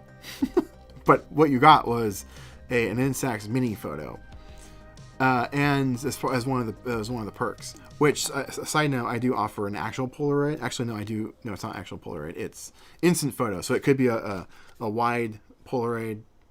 It could be whatever, but it's an instant photo. That there is a option for that. And then it just opened up. There's now 2 open spots right now, if you want to get in one of those. Anyway, I digress a lot. Link in the description. Check it out. But then I started doing another type of content where I was like teaching people how to buy, sell, and trade. Because I used to own a retail store, whole thing, and I picked up the Stranger Things 1 Step 2 camera, and I was going to flip it and resell it, but I just didn't. I'm like, oh, this is really cool, and I just kept it. And I did a video on the Instax mini camera though, in 2018. I'm trying to like summarize it really fast. But I just really always liked the idea of shooting instant photography. And then when we went to lockdown, I had already kind of abandoned this particular page for at least a couple of years. And I decided to, because I'm like, well, I want to shoot instant photography for fun. But it doesn't fit on my other channel where I was doing the buy, sell, trade stuff. So I'll just make a video for fun.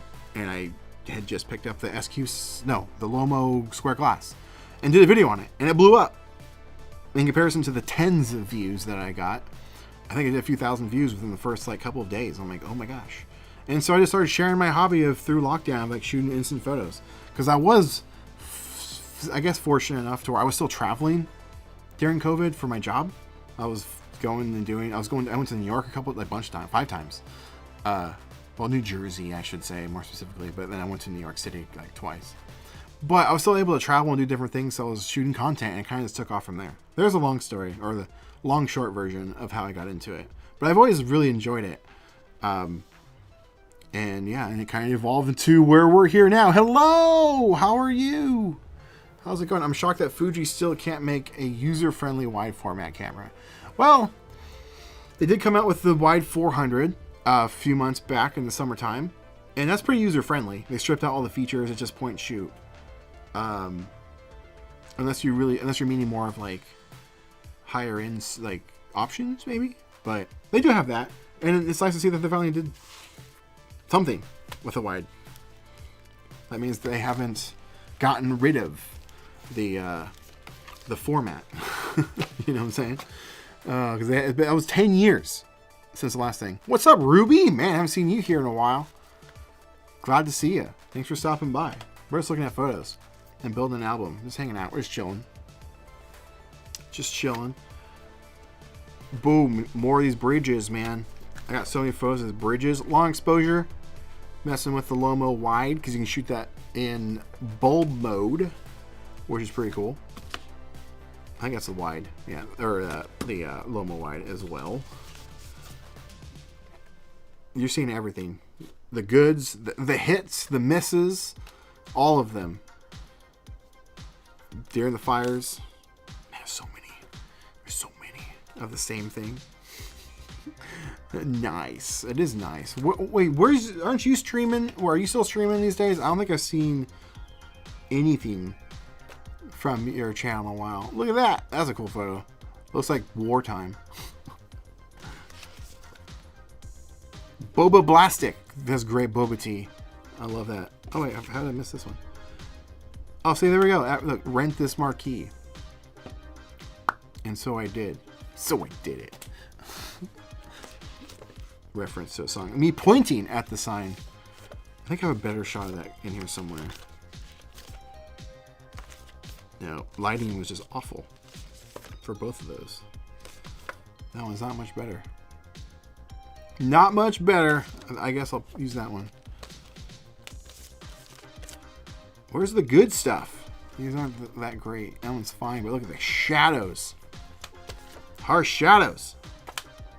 Let's get to the good stuff. This is my nephew. And his Care Bear. I don't know when this was. His birthday, maybe? It might have been his birthday, actually. Or barbecue. I don't know. So many of the... That one's actually kind of cool. But I have a good one that lit up. This is before it lit up. I did a video. I thought about resurrecting that video, re-editing it, kind of making a new one. Kind of talking about this. Because it was the early days of this channel, and it kind of got lost. But I did the whole thing talking about this. And actually, you know what? If you're still in here, who asked that? Elfin? Hopefully I said that right. Another reason why I wanted to get into instant photography was because of this documentary. I wanted to incorporate real elements in my storytelling. Like take pictures of like people and stuff while I'm interviewing them or whatever, showing off, because this documentary was about people's collecting habit and how one individual took it too far, went homeless, ended up passing away. Real sad story. But I had photos of them and stuff like that. I wanted to incorporate physical like mediums to be able to include in the storytelling, to use it for like B-roll shots and telling whatever. That's another reason why I got into instant photography in the first place. But yeah, oh yeah, I lost the train of thought. But I did the video talking about the whole like process of me getting this sign put up there and everything, whole thing. It was, I thought, kind of an interesting video. And yeah, I kind of got lost in the shuffle because it was in the early days. No one really watched it. So I thought about re-editing, making something new with it. This shark was made from trash they found in the sea. I think this is Seattle's museum or something. Not museum, zoo. Took a bunch. Pumpkins. Look at that. I love going to the pumpkin patch. I haven't been in the pumpkin patch in a long time.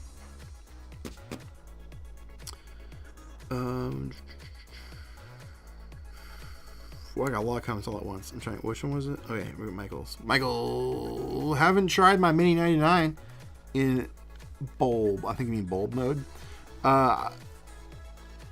It has a tripod, but it doesn't have a remote, or a shutter remote. So you have to be really careful. You have to like press the button and try not to move.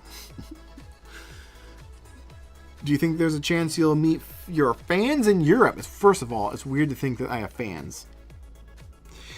But I would love to go to Europe.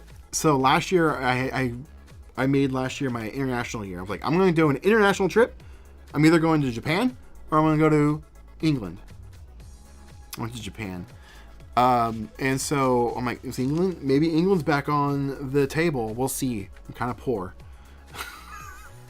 But it's not off the table. Is that what you said? The table? No, you didn't say that. But no, it's potentially, I do want to go there. What a cutie. Oh, me? No, you're talking about my nephew. It's okay. Do you have any locations or subjects that you've unofficially retired from? Oh, interesting. Good question. I guess I've unofficially, I don't know, I shouldn't say that because it's kind of a staple. I haven't done it in a while. Actually, I did do it last month. It's my Husong and Larry's sign. I've taken a picture of that to review cameras, and then I took a break from it for like at least a year or two, until I did the Lomo wide glass last year. I made a resurrection, and yeah, so maybe that one is unofficially, but I kind of feel weird saying that because it's kind of a staple. But maybe it might be that one. That's a good question. COVID beard, yeah, I grew it out as a joke, because then I'm like, oh, when COVID's over in like a couple months, it'll be this weird beard. I was going to do this whole skit thing because I shot some stuff prior, but it didn't really go that way, and it got out of control, so I just cut it off. I did document it though. Oh, more pumpkin patch. I love going to the pumpkin patch. I haven't been to the pumpkin patch. Probably this is probably the last time I went. This was like, this was 2020 probably. Actually, yeah, this would have been 2020 or... No, it would have been 2020. My first Halloween... No, this wasn't my first Halloween set, was it? You know what? I think this was my first Halloween special set. Pitiful. I tried. I'm going to put that in there, though. There's a little remembrance. Thumbnails. I was experimenting with like, oh, I'll shoot instant photos for my YouTube thumbnails. That's what that was from. Here's this random. Oh man, in the early days, I was just shooting anything and everything. Anything. Oh, this Bandit. Oh man, I miss Bandit, my boy. He had to cross the Rainbow Bridge last year. What a jerk. That was inside Spirit. This was expired film too. It was part of my expired film test from the Halloween special. This was... I still have a pack of this same film in the fridge. I've been waiting to let it really expire. But this was expired, I think, I want to say 2017, I think. And I shot it in 2020 and it came out. Look at it, beautiful. A long exposure attempt. An attempt was made. Oh, my friend Danny. I haven't seen him in a couple years, actually. I should probably reach out to him. He was my model for that video. He has a Ghostbusters cosplay. And he let me come over to his house, and we shot in his basement. Oh, look, there's a better shot. I was trying to do a thumbnail. My thought, but it didn't work out. But yeah, he let me shoot for that video in there, and he was my model. I don't know why I like this photo. I love the sky detail. This is with that same expired film. Really old, this stuff too. That was expired film, baby, like really old. At least like 3 or 4 years expired, and that was fine. Instax, oldest I've shot is 10 years expired, and it came out fine. It was maybe a little faded, a little bit less saturated, but it wasn't really noticeable. All right, only a little bit more to go.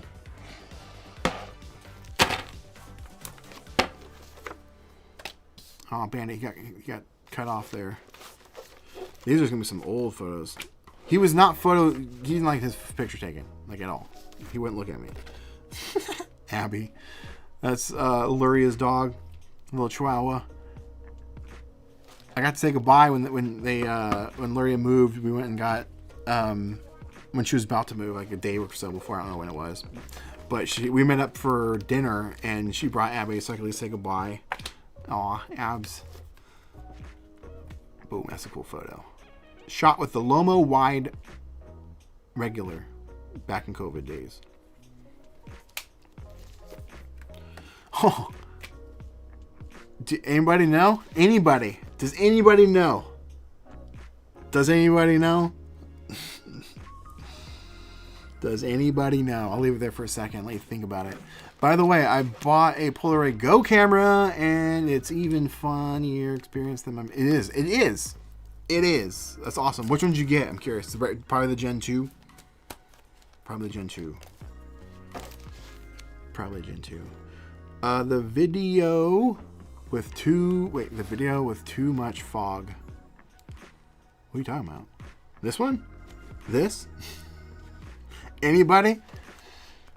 Oh, Gen 2, it was on sale. Even. Nice. That's awesome. Little Christmas steal, if you will. Anybody? Before I announce what this is, not that's a big deal or anything. I just think it's kind of fun. I was in the area and wanted to shoot a photo. We're going old school in here. This is actually, you know what? This is January 2021. Anyway, this is Corridor Digital headquarters. I was right next to it. I just drove by and took a picture. So this is stuff this is an example of what I was wanting to do for the documentary and why I got into instant photography. And there should be some in here. Do I have another album hidden around here somewhere? If it's not in here, I have another album lost in my house of photos. Oh my gosh, I might. It's possible. It's very possible. I totally forgot. Anyway, it's just something popped in my head. So this is, again, why I wanted to get into this photography. I was filming a documentary, interviewing people, like, why they collect stuff. This is Jordan and his, like, collection. So I, like, take pictures of the people with their stuff, right, in their natural habitat, if you will, environment. And I'd like to incorporate this in the video, right? Literally, like a shot like this, for example. Like, you're watching this documentary and, like, there's a voiceover of me talking about this person. I'm, like, laying down photos. Like, blah, blah, blah, blah, blah, blah, blah. Whoa, look at this. Like, I think it's kind of cool. And it brings out, like, more to the story. Maybe not. I don't know. But I have a lot of photos like this of people. And if they're not in this box, I have another album somewhere with those in there. I have to look around. I don't remember now. But continuing on, I'll have to keep that in mind. So I still have a couple of these. I didn't sell them all. I mean 10. I think I sold 8. Actually, I might have only sold like 6. But I made these by hand back in my 3D printing days. These are like custom action figures. I designed everything. I paid a guy to design me the figure, 3D modeled and everything. It's from the Mandalorian show, and this is for my toy collector people. And I was going on a road trip, which you've seen some of the photos already. When I celebrated that birthday, it was from that trip. But I built these to sell to help fund that documentary project, and sadly the project got shelved but a lot of it's been shot. And anyway, so here's a little behind the scenes shot of me making that stuff right here on this desk or this table, actually. Yeah, there's a video on me making all that stuff on another YouTube channel called Toy Kings. If you want to look it up, you can. It's Dairy Queen.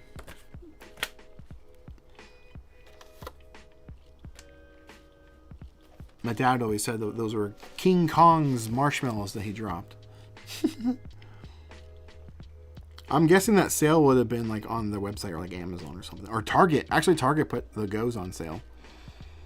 I feel like I get better photos, exposure-wise, indoors with the Polaroid Go than the Now. It's possible. More controlled lighting. But I'm surprised they aren't coming out like dark background. That's my guess.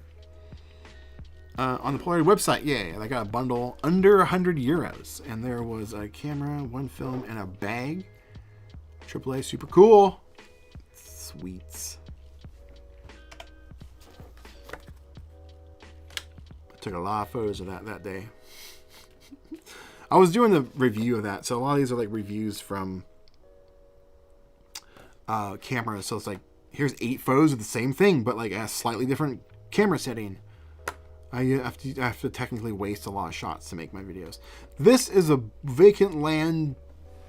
I did a job for my day job during my regular. I went out to the middle of freaking nowhere and flew a drone to capture video and photos of this property that this guy was selling. But I caught a weird lens flare. Look at that. That's so weird. One of my favorite Chinese restaurants in town. One of them. It's called Golden China. Well, that's a cool photo. The cloud detail. Oh, wait. Are both of them here? Oh, man. They're both here. Man. Should I put that in there? I kind of got my YouTube start, like when I really started taking it seriously, in this house. This was... I spent a lot of time in that house. A lot of time in this basement. I don't know if I took a shot of the basement before we tore it down. I did not. Did a lot of work in that basement. Filming YouTube videos for another YouTube channel called Geeks Life. And I took a picture of the house. A lot of time. Should I put that in the binder? Nah. What is this? I have no idea or memory of this place. I can't really tell what it is, but is it New York? I have no memory of this photo. None whatsoever. I have no clue what that is. Oh, I was so mad I couldn't get a photo of this. The sun was literally right there. But I tried. It's the Ghostbusters firehouse. in New York City. Here's New York. That was my Laszlo impression from What We Do in the Shadows. For those that know, you know.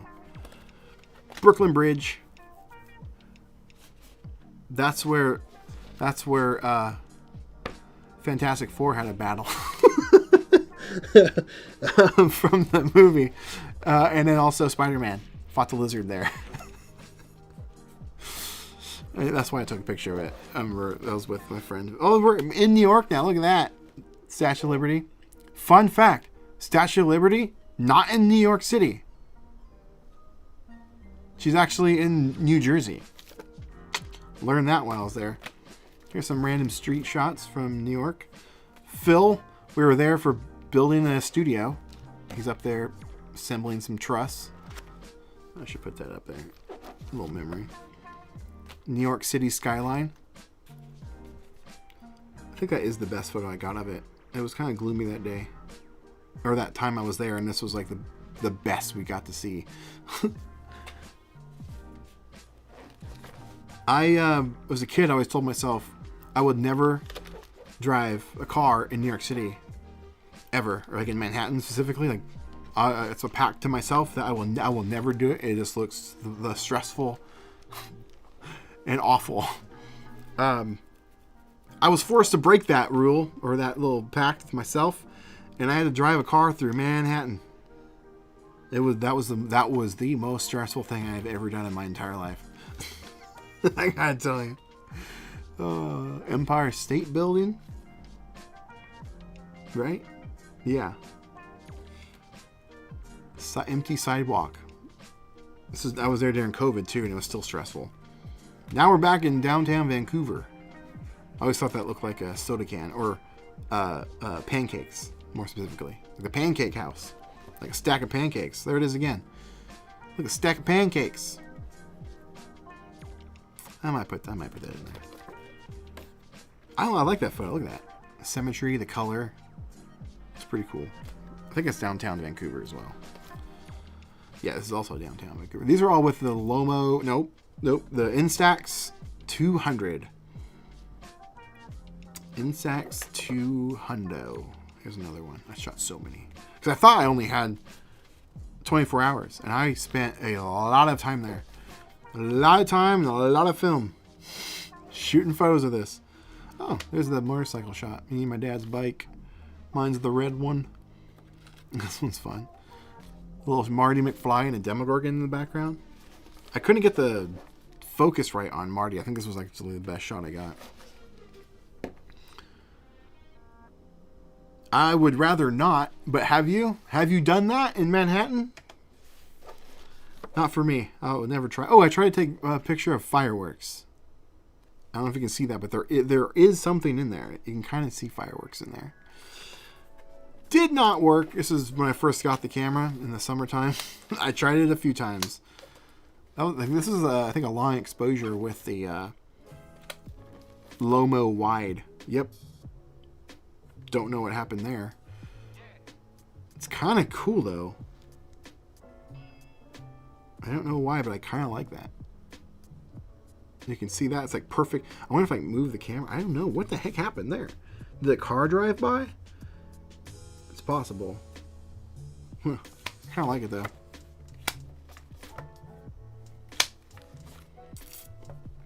Just random photos. I haven't seen those one photos I'm thinking of. Which makes me... Oh, unless they're down... There is another box. A small box downstairs with photos that were from another project, but I don't know. This was for a video I did. I never saw those photos.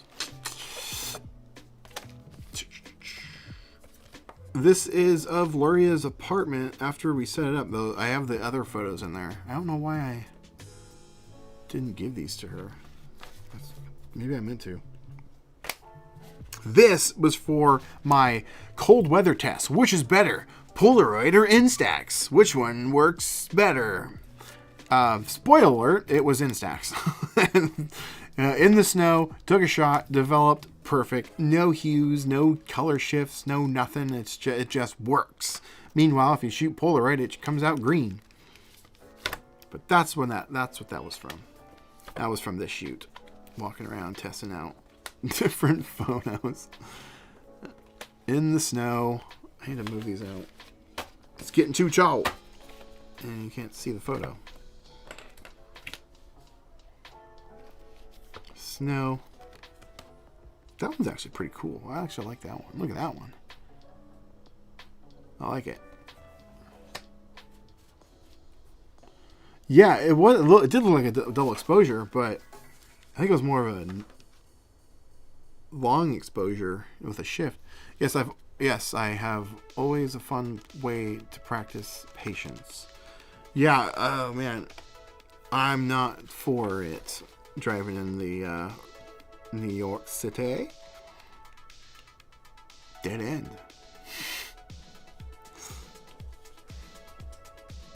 What? Oh wait, here we go. Go back to this one. Since Instax is more consistent and reliable, do you prefer Instax over? See, that's the thing. No. Well, depends. Each has their merits. Each have their reasons to shoot. I still lean more towards Polaroid, even though they're the most frustrating. There's just something about it. The look, the size of it, it's the experience. Because when you shoot it, the cameras, like, I just prefer shooting Polaroid. Now, with that said, Instax, as you can see, you get some really cool photos. Look at that thing. Sharp, clean, crisp. It's great. And I was really enjoying shooting with the brand new Lomo wide glass.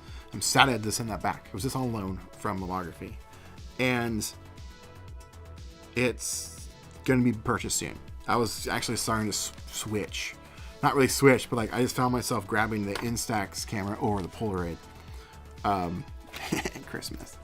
That shirt was a gift from my sister. This like muscle shirt. Anyway, that's definitely going in. On a bicycle, Manhattan after a visit. Splits in the Highness 33. Oh, I see what you're saying. I'm good. Maybe it's the frustrations that make it worth it. So yeah, because like when you nail it, like when you get it, you're like, wow. But then again, I went to Japan and shot mostly Polaroid. And my friend Caleb, he shot primarily Instax of the same stuff, right, as I was shooting. And mine were coming out like booty, just trash. And his were coming out, like vibrant, crisp, awesome exposures. So there's that. And it was like hot and humid and all that stuff. And Polaroid just does not do very well in those weather conditions. And Instax doesn't care. It just works. It's hard to say which one is really like better. I guess if the weather conditions are great, I don't know. I still reach for a Polaroid more than Instax, but both are great. I know it might not sound like, because I'm talking a lot of negative about Polaroid, but it's hard to explain. I don't know. I just lean more towards it. It's great. But yeah, it can be super frustrating. But even then, look at this. Like that didn't come out very good. It's not like you can get a good picture every single time. Like, granted, these are my early days. These photos, like this is like 2020 era, and I was still learning instant photography, like the ins and outs. And like now I'd be like, yeah, I can't shoot that. The sun's there. It's in the shadow. It would never work. Why did I even shoot? Oh, I was trying to shoot it says Hollywood Boulevard on it. I was trying to shoot the sign, but nowadays I would never shoot that. Well, here's a thumbnail. Nice. You mentioned hot and humid. As a person living in Florida, yeah, maybe Polaroid Go is not the direction. So, someone in Florida, I've been to Florida, shot Polaroid there, and got great results. But I also have gotten some meh results. There's ways to counteract it as well. You can, I've done video on this. You can, if you're gonna go out and shoot, like on a specific, just walk about, like, hey, I'm going to go shoot. This trip's for shooting instant photography, Polaroid. You can get yourself a cooler, like a little lunchbox, like a little whatever, with some ice packs in there. And then when you take your pictures, you can just put your photo in there, and it'll keep it cold. If it's like 90 plus out, and it will work. It'll work really well on keeping it at the right temperature to develop.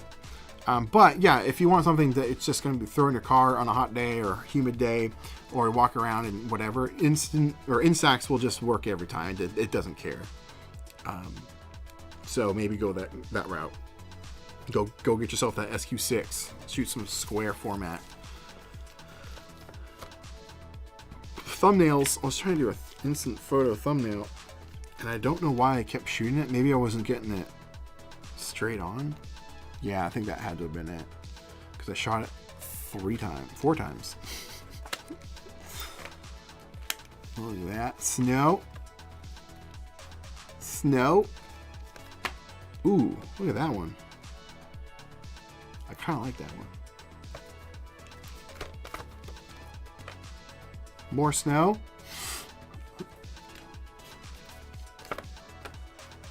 Night photo. Oh, there's the bridge, the Golden Gate Bridge.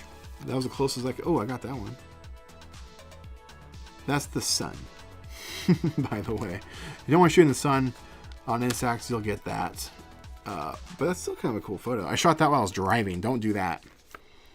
Don't recommend shooting them while you drive. Oh, actually, this one's pretty cool. I might put that in there too. And this is the best photo I got. This is Michael Myers' house from movie Halloween. It's Michael Myers' house. It's now a dentist's office, and apparently, it was originally picked up and moved and placed here. But I don't know if that's true, to be honest. But that's what my friend Jordan told me, because he went over there. He wanted to check it out. But this was the best photo I could get of it. This is in California. Chinese theater, but conditions were awful. Sun was coming down, casting giant shadows. Sometimes just you don't get lucky enough, you know? All right, we have one little stack left, and then we gone through the white, and then we can build the album. Let's read some comments here, though. I'm planning a trip to Toronto in March. Too cold for Polaroid, or is cold no problem? Oh, yeah, so if it's cold, it'll still work. That's the other thing. Maybe I should specify. It'll work. You can take a picture. You'll get a photo. It'll still develop. You got something. However, Polaroid, the consistency rate of different temperatures will yield you different results. Colder weather, you'll get a little bit undersaturated, faded, and green hue or green tint on your pictures. Versus if you were to shoot it on a hot day, like if it was like 90 plus degrees, your photos will come out very pinkish across the board. If I had I might have an example of both I could show you of what I'm talking about. But you'll still get, like, it'll still work. It's not like it's just like, oh, you shoot it and you'll get nothing. No, it's not true. That'll still happen. That's not a good example, but that's not a good example. These are like the better of the ones I'm trying to talk about. Come on, there's gotta be something in here. There's gotta be something in here. Here we go. This is kind of like the, anyway, I'll just show it to you. So here's a Polaroid in kind of a hot day right here. This isn't an extreme version of it, but you see how pink it is? That's a hot day versus like a saturated, like a good day. So this would be like 70 degrees outside. 70 to 80 degrees is like a good time to shoot Polaroid. You're gonna get some good results. If it's over that, your photos are gonna start turning kind of like a weird pink color, and the longer it's in the heat, the more it will become like kind of a pink color. I wish I had a better, like a good example of it. That was kind of like the baby version. But do I have a green tinted one for you in here? I don't see why. Hey, there's that guy. This is that guy I was telling you about that recognized me. First guy to ever recognize me in the wild. He was this employee at Hopscotch. Shout out to Hopscotch. Dang, I don't really. Kind of like this. This is still not a perfect example, but kind of like this, where it's got a green tint to it and a little more faded. So that's something to keep in mind. But I don't have a perfect example to show you. Now, if it's cold outside, you're going to want to take your photos with Polaroid specifically and like keep them against your body. But they can also develop weird too during that time. You kind of have to try and experiment with it. But I want to at least show you that they'll still work. They'll still work. You'll just get kind of interesting results. So if it's cold outside, just keep them in your pocket up against like your chest. Some people put it in their back pocket, but I don't like doing that because it can get bent and curled in your pocket. And if you forget and sit down, it can ruin your photo. So don't want to do that. All right, let me clear some space. And we got one little stack left of the wides. These are like all the photos, and I haven't seen the ones that I was mentioning or trying to mention to you. So I'm wondering if there's either a secret album somewhere around here, or they might be in this like zine project box that I have, which they might be in there. That's downstairs. But yeah, okay. Here we go. Last stack. Not true. I have more. Never mind. There's like another stack like this. Down from, they're my photos I took in 2024. Boom, Seattle. Whoop, hang on. There we go. Seattle. Shot with the Lomo. Nope, shot with the Mint RF70. One of the better photos I've taken with it. I hate that camera. It's garbage. All right, next up. Test shots. I think I used a lens for that. I can't remember why. These are like failed test shots. Different things. Just random. At my studio when I was hanging up a photo. This is 10-year expired film. This is from that one test video. Yeah, 10-year photo, which is crazy. It's a little faded. Might not come across in this camera, but it's slightly faded and less saturated than it should be, but still a great photo. Ooh, here's my camera shelf when it was at my studio. Now it's way more full.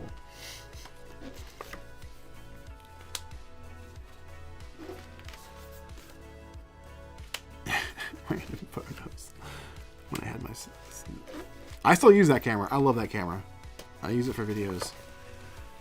Boom, Polar copies. Look at that. If you remember, if you know, you know. I don't need that one. I think this is with the Mint RF70. Pretty sure. Wow, I took a lot of photos of that shelf. Well, I don't know why, but I've done that. Just that. Ooh. The Hub Motel. That's kind of a cool shot. Oh no, my stack is falling. There we go. Another Blockbuster. Actually, I think this is better than the other one I took. I'll put that one in there and swap out the other one. Can't see him, but that's Paco the Taco in there. Oh, there's one. This is with the Lomo camera when they actually sent one to me to keep, which was really nice of them. And I still have it, still use it, and that's Paco. I shot a photo with him in his taco costume. I tried another one, didn't come out very good.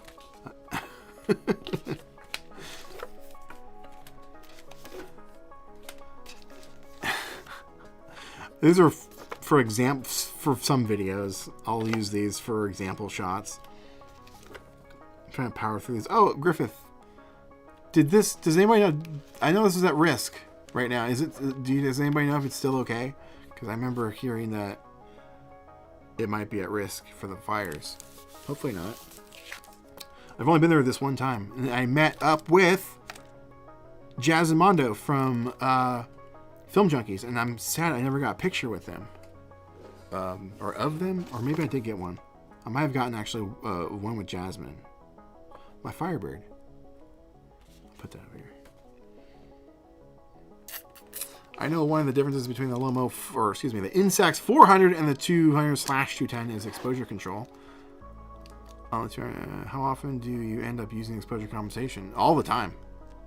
If I'm outside, boom, automatic -1 every time. That's how you get photos like this.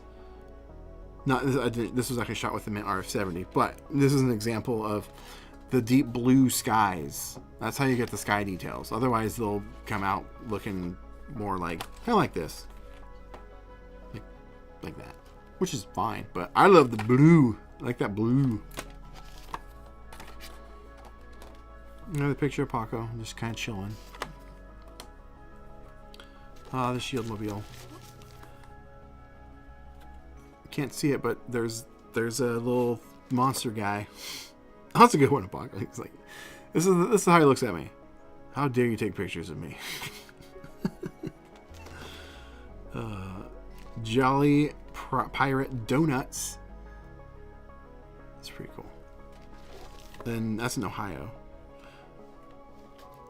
Set at the old studio space while I was building it. I think I was setting it up at that point.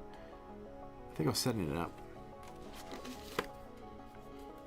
This is some airport. I think that's Columbus Airport. They have fossils just chilling. And it's a mammoth. Just a woolly mammoth. This was actually, if you took in my masterclass, this photo looked familiar. Because that is one of the example shots of, actually, hang on. Do I have the other one?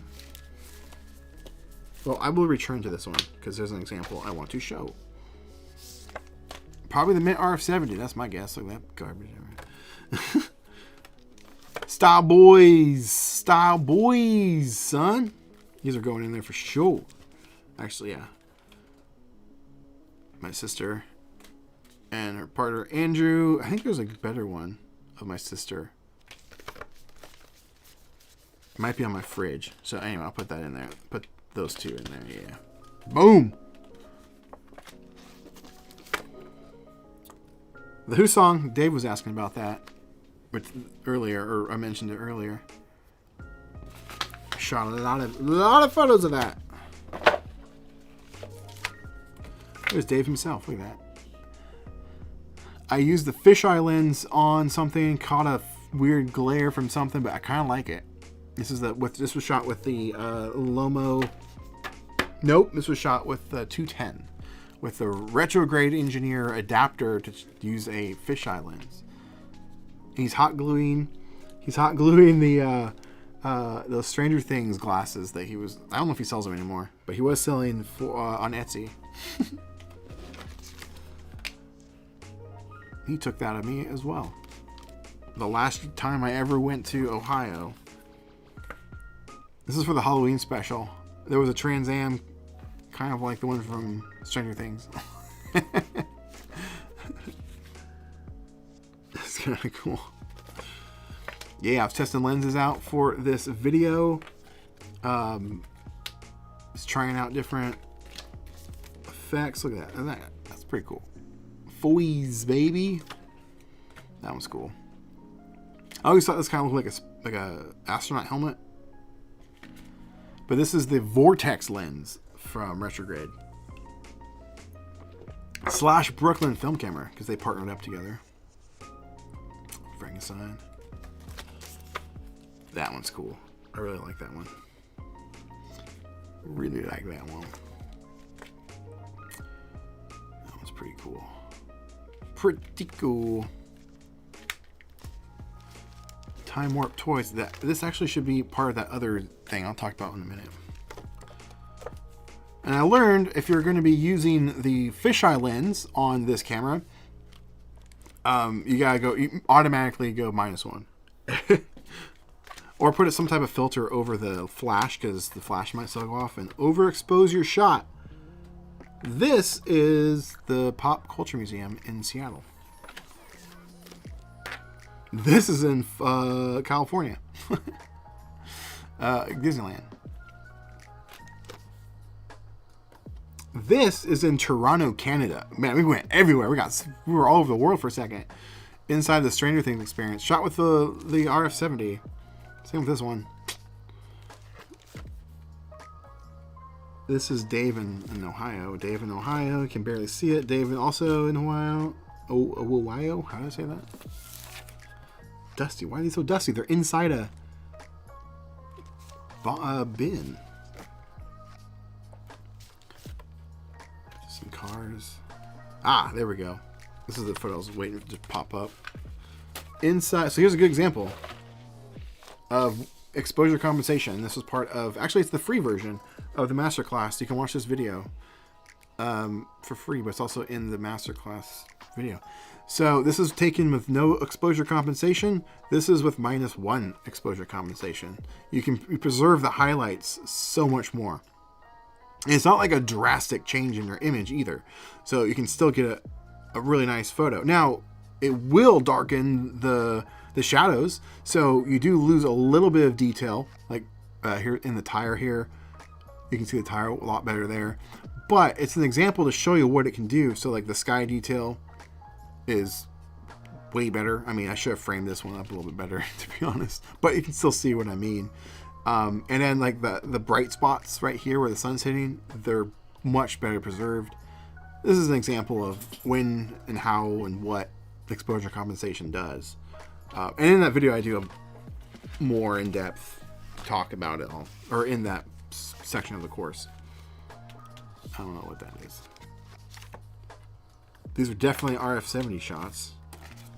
Freaking thing. Don't rely on the light meter. This is also in Toronto, Canada at the Stranger Things experience. Look at that. That's a cool shot. Best shot I think I've ever taken with that dang camera. This is also with RF70. Utilizing this light meter to tell me what I'm supposed to use for ND filter. Don't trust it because it's trash. That looks like a brown car. No, if I showed you, maybe later on my phone, I'll show you a picture of what it actually looks like. It is bright red. It looks brown. It's awful. The camera freaking sucks. Oh, there we go. Stranger Things in Toronto. One of the castles? That's California. Came out like trash. Might still put it in there just because it represents I was in California. That one's kind of cool. RF70 overexposed in the highlights. Paco. Oh, there's another one of Dave. You can actually see that a little bit better. That's him standing in front of his Jeep. Shipwreck in near Astoria, Oregon. Oh, there he is. There was one I actually dialed in. I had to use an external light mirror to get this, not the one built in. Boom, full waves. Look at that. This is probably the best photo I've ever taken with the RF70. But it's kind of stupid because the settings are like maxed out at f22, 500th of a second. What's the point? It looks just like any other instant camera photo ever. Like there's no benefit. I don't like that camera. Oh, it is. That's good. Good. Glad to hear it. I will put that one in there. That my thing. All right. So now I have one more little stack from last year. My last year's photos. Or from 2024. It's weird to say that's last year, right? I threw these in last minute. These are just those. Yeah. Check. There's more than I thought. I thought that there wasn't that many. There's a lot. There's a lot of them. Yeah, I went crazy with Instax wide last year. I think I shot nearly the same. Oh, maybe not. I shouldn't say that. All right. Move these. Where are these? Alrighty. Photos. These are going to be a mixture of cameras, but there's some good ones in here. Boom. Lomo wide glass, baby. Look at that. What happened there now? Weird development on the side. That's the film issue. Look at that though. Wide glass, man. Such a cool camera. Look at that. I'm in love with that camera. One of Paco. These are all wide glass, by the way. I shot so many photos with that. I couldn't, but the thing is, shooting close up, it's actually really hard to get things in frame. Like, that's one of the better ones. Shooting things up close.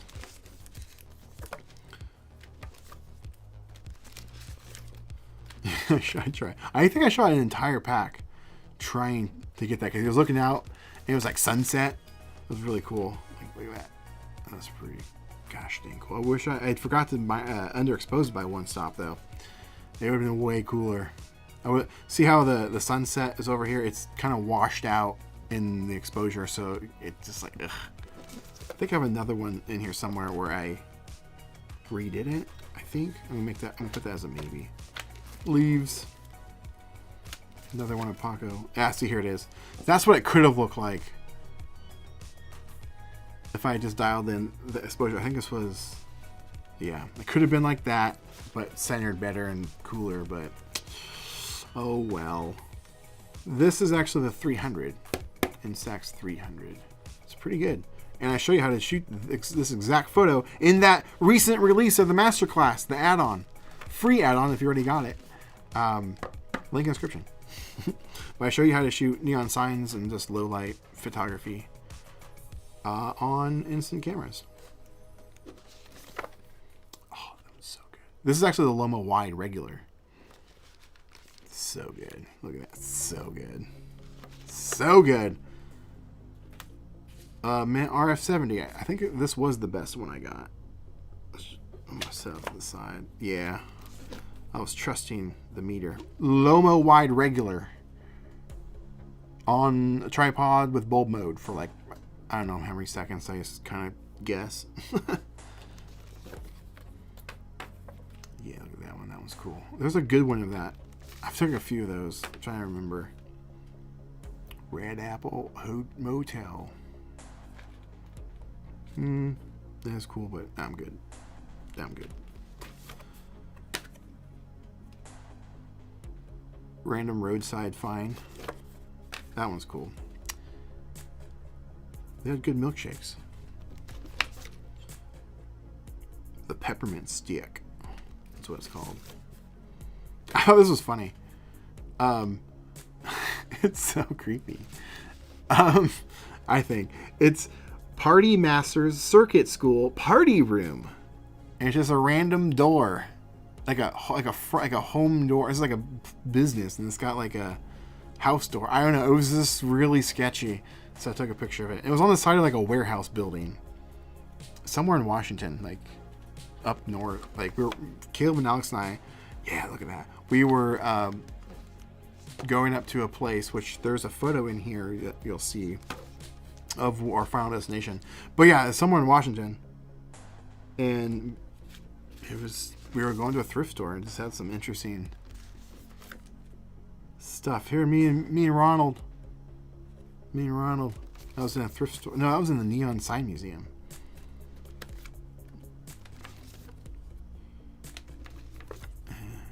Man, RF70, man. I did a video showing, yeah, it jams a lot. It's awful. I despise that camera. It's Paco. Ooh, we're in Japan now. I was using the Loma wide. I'll admit, it kind of failed me. Loma wide kind of failed me a little bit in Japan, which is a bummer.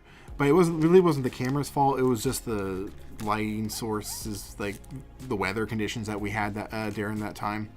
It was overcast, and instant photography doesn't do well in overcast. So these were kind of the results I was getting. But this is at Disney Sea in Tokyo, Japan. Loma wide kind of struggles in direct sunlight. This is -1 even. And I was happy to see when they came out with the wide glass, they fixed that, which was great. This is with the fisheye lens on the 300. This is kind of fun. I did a few of those. Fisheye lens on the 300. Or maybe it was the 210. Yeah, actually it was, no, it was the 200. I have so many cameras. And I learned, oh, I have to use -1. Look at that, see? With it. Because the fisheye lens, it lets more light in. So if you're using it even on Polaroid, you have to underexpose your shot by a lot. If not all the way on Polaroid SX70, you might have to go all the way. It captures a lot more light. I think I'll keep this one. Yeah, I'll keep that one. Experimenting for a short. I kept missing the actual shot. Like, it's in there somewhere. I was trying to shoot a cool sign. This was in the summertime.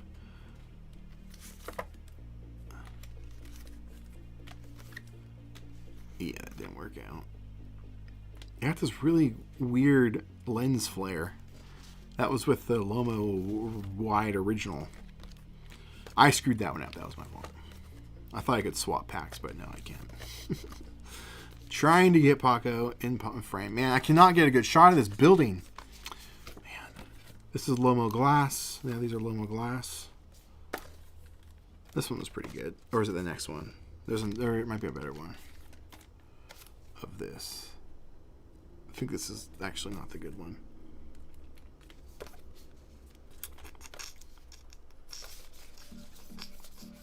Where'd it go? Maybe that was the good one. I'll set it aside. Alright, did all those. Seen those. Okay. And then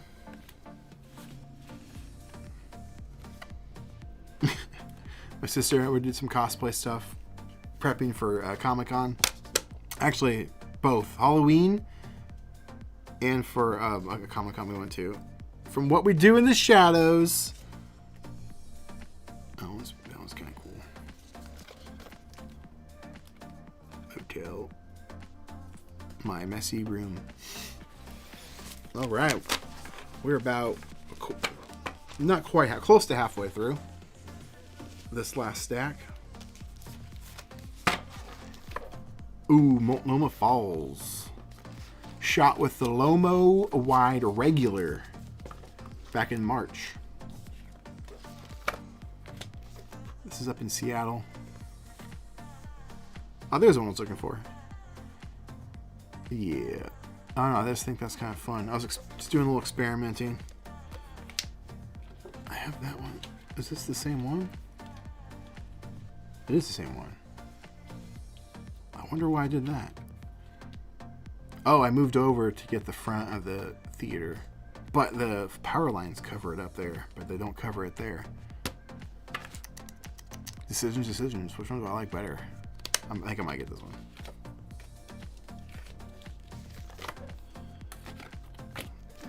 A lot of neon sign. Oh yeah, I was trying through the fence. Didn't work out. And it casts a shadow too, depending on what side you're on. I learned that too. Oh, there's a better shot of that. Apparently it used to be a real gas station, but now it's just kind of like a little tourist stop. Cool little motel. And you get a good shot of this still. It's in Portland. I keep forgetting to go back. When I found this pizza place, I just shot the heck out of it. This is a pizza place. And in fact, I'm going to be doing it in the springtime. I'm going to get together or put together a photo walk, a little mini event, a little mini meetup.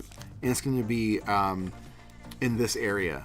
There's a lot of fun stuff to shoot in this area. And there's even a film camera store, Blue Moon Camera, basically right across the street from this. And yeah, we will do the meetup there in the springtime. So if you want to come on out, you can. I think I might put that one in there.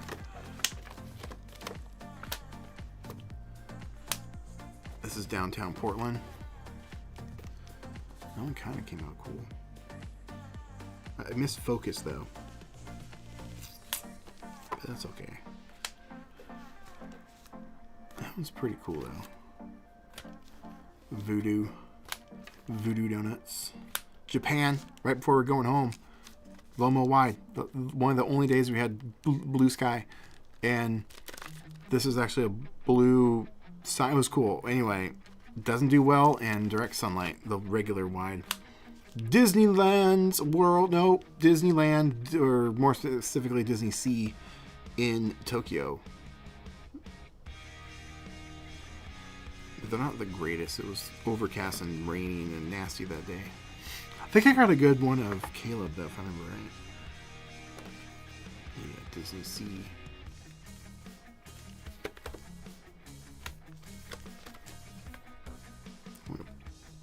Disney Sea. Might put those in there. This is like a... These are all in Tokyo, but they didn't come out very good. Let's try to do a long exposure at night. It didn't come out the best. Oh, Family Mart. Family Mart. They were Family Marts, but I couldn't get it. And I gave up and just walked up closer and took it. Because film is actually really hard to get there, and I didn't want to continue wasting shots. This is the view from Skytree, which is the second tallest building in the world. It's hard to see on camera, but believe it or not, those are skyscrapers down there. It's a whole city. Tokyo. Didn't come out the best though, but I'm still gonna put it in there to represent my trip to Tokyo to to Japan.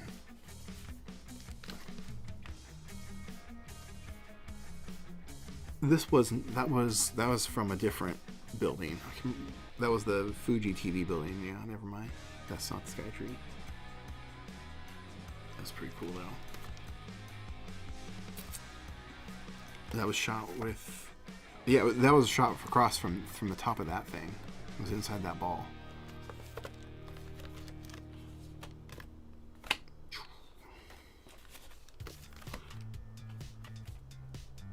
Yeah. This is a temple right next to the Airbnb. Why am I turning him to the side? I'm being an idiot. There we go.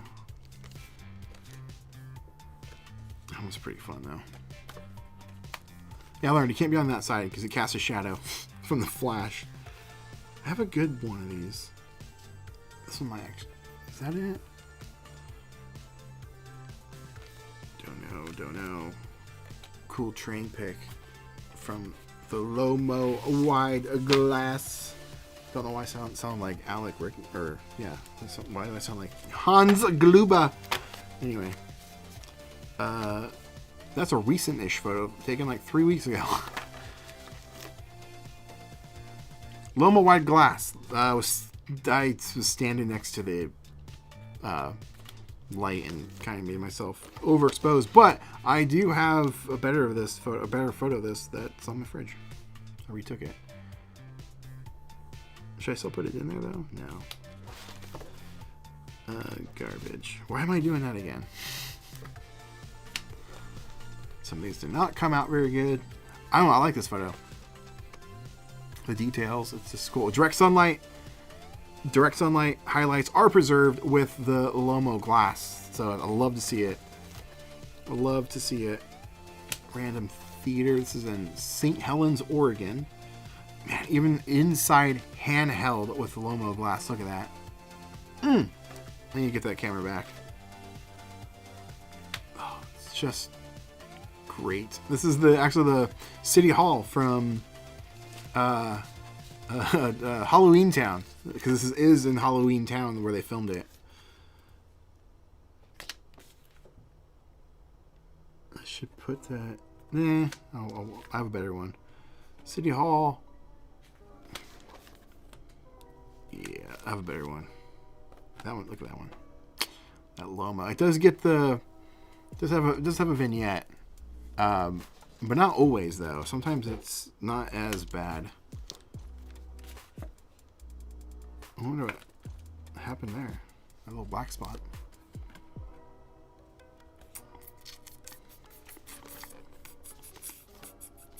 Oh, these are from Caleb from Policon inside our Airbnb. We got an alleyway in Seattle. I think I have a better one of those. Actually, I think I will put this one in there. Yeah, I'll put that one in there. Long exposure, Lomo wide. Pretty great. King Station, Seattle. Why aren't these turned?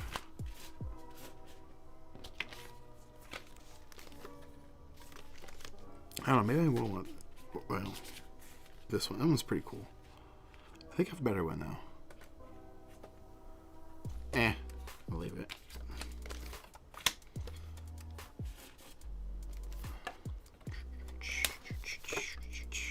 Not great. Ooh, Chandler Tree. Drove my car through it. I have a Polaroid Go of it. I don't have a wide of it. I'll put it in there. Oh, there's Caleb sitting next to it. Maybe I'll put that one. I'll put that one. Put this one back. Put this one back. My stuff. I present to you my stuff. Anyone know that quote?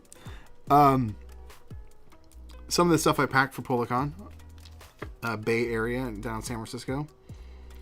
Yeah, Lomo doesn't handle those highlights very well. Oh, do I like that one better? Nah.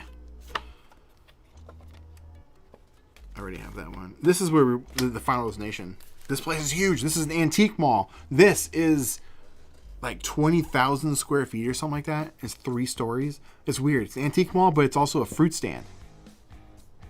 In Thurup, Washington. That's my Jeep for scale. Place is huge. And these were photos from going there.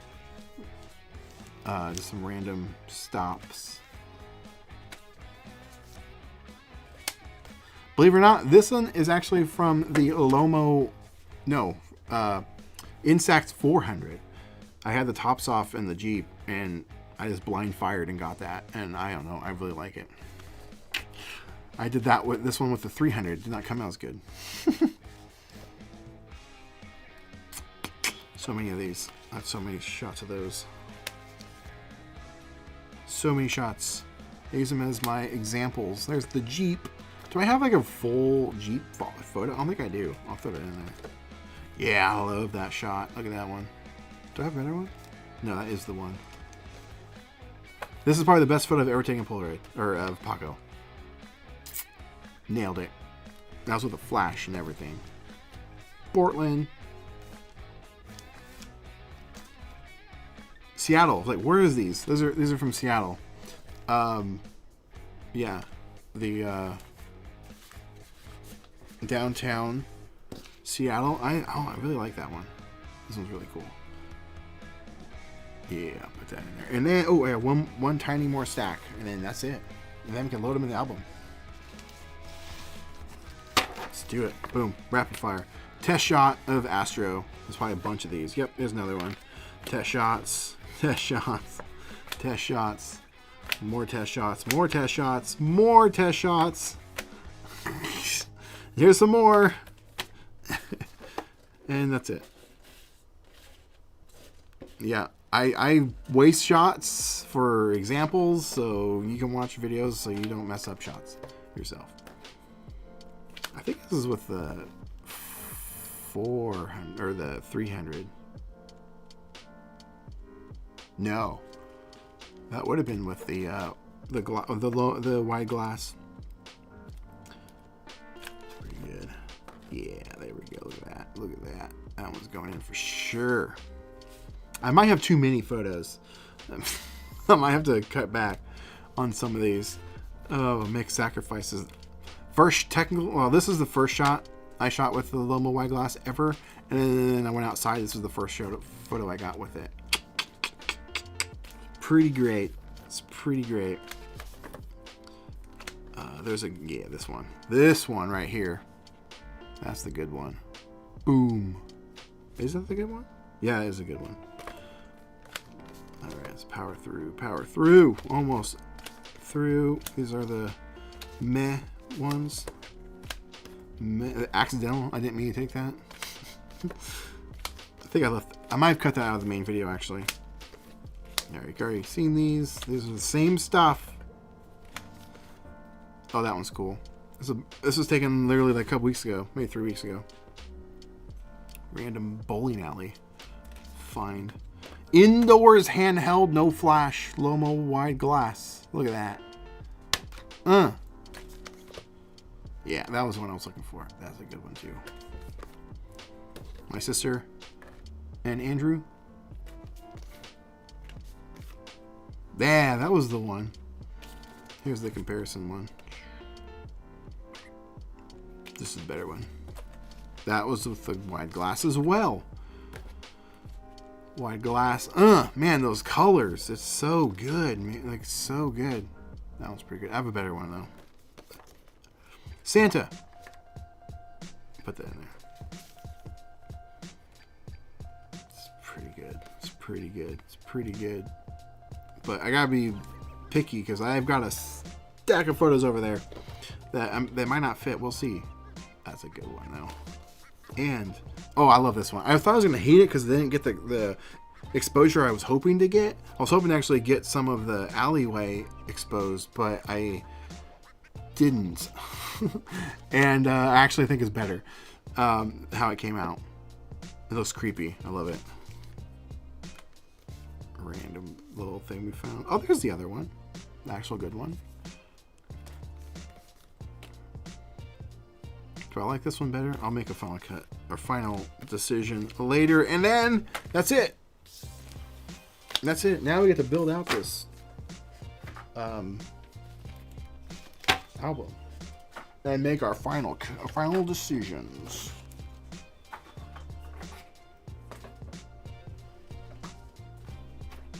All right.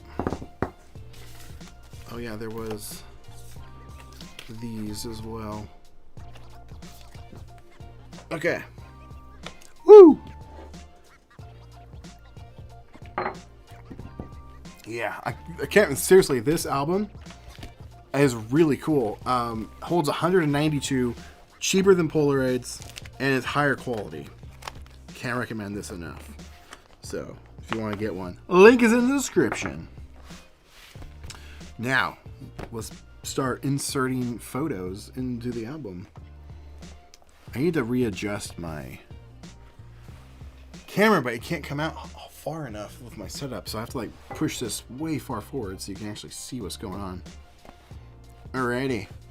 Now, the only thing with this album is it is side loaders, so it'll fit Polaroid and Instax wide just fine, but if you take your photos horizontally, they're going to be sideways. That's the only kind of downside to this, but it's not really that big of a deal. You could actually load up these pages to where they like just have the vertical ones, you know. I think that's what I'm going to do. Oh wait, I should probably count before I just start sticking them in, you know, so then I can make my final decision. I can hold 192, almost 200 photos. I'm probably okay. 1, 2, 3, 4, 5, 6, 7, 8, 9, 10, 11, 12, 13, 14, 15, 16, 17, 18, 19, 20, 21. I don't want to count. I changed my mind. That's too much. Let's just stick them in and then make the decisions later. Yeah, that's what I want to do.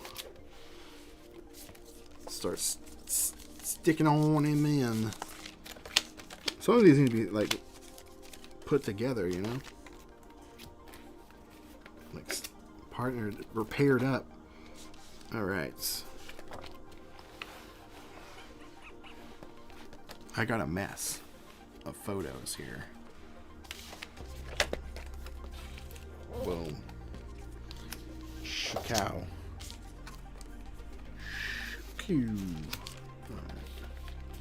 I don't know. Let me know if you think I'm actually gonna make it. I have a stack here, man. Sometimes though, when I was doing the Polaroid one, what last week or 2 weeks ago, I thought I was like way over, and I was like already making cuts. Turns out I needed like an extra 30 photos. I don't know if that's going to be the case here, because I got quite the stack. Quite the stack.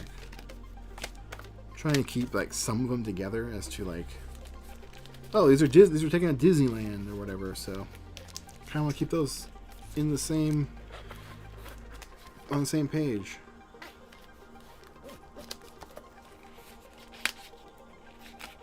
Yeah.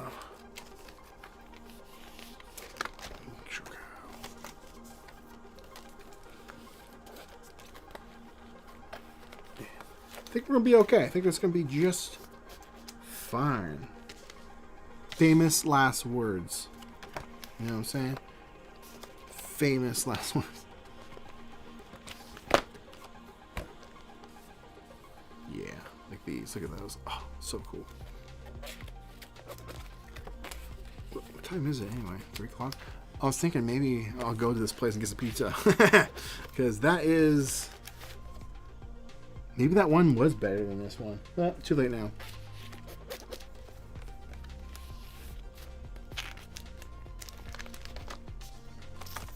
Riveting, I know. But we did it. We found them all. Or like we picked out the best ones anyway. And we did the Polaroid Go, which I knew was going to be faster than this. I thought about breaking them up into like separate live streams, like tune in next week and then we'll do Polaroid Go, but I don't know if that's something that, I don't know, if it would be interesting enough. If you guys want to watch me continually go through photos, I don't know. Maybe it could be fun. It could be. Just trying stuff in the new year. Normally, I do one album build out a year, and that's just my Polaroids. But we'll see if I do it again next year, or I do multiples.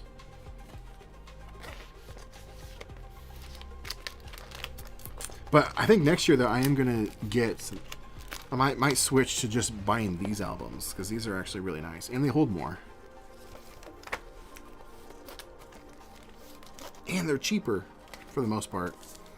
Depending on what time of year you buy the Polaroid albums, because Polaroid will put them on sale. Like they'll usually do a Black Friday deal on the albums and some other stuff. But typically it's $20 for their album. The large one, that is. And it'll hold 160 photos. This one will hold 192, which is pretty cool. But yeah.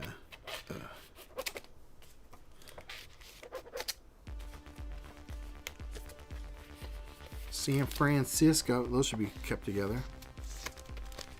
Yeah. I know, right, Paco?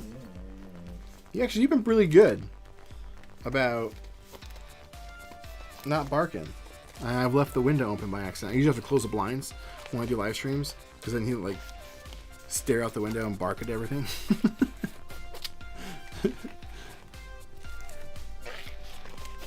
But he's done a really good job at not barking. Whew, this is a lot. This is actually a lot of work. Oh wait, should I put that one? That for the? Yeah, let's keep those together. Ugh. Riveting television. I wanted to experiment with the last live stream I did where I was going through photos, and by bringing on guests, like people, like friends, like in and have them come in and out, like spend like 20 minutes just chatting, and then like bring on somebody else. But I didn't end up doing it. I didn't think about it until it was too late. And I usually do it on New Year's, so people have got plans. I thought I had another one of these. Where's that other one?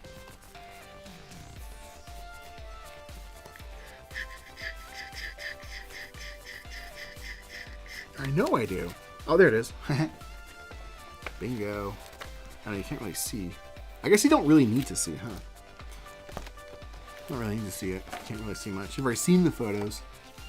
But yeah, I kind of want to bring on more guests in the new year. I think it'd be fun. I didn't really do them last year. I brought them on obviously for like podcasts and whatnot, but I didn't bring on any for like random live streams like I've done before. I think I want to do that again.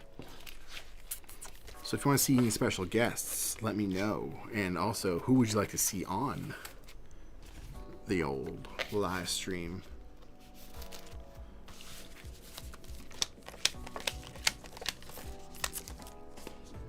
I thought I had... Maybe that is the only other one I have. Yeah, whatever. Pumpkins. Those can go there. We might make it. We might make it. We might be doing all right. Might be doing just fine on the old photos here.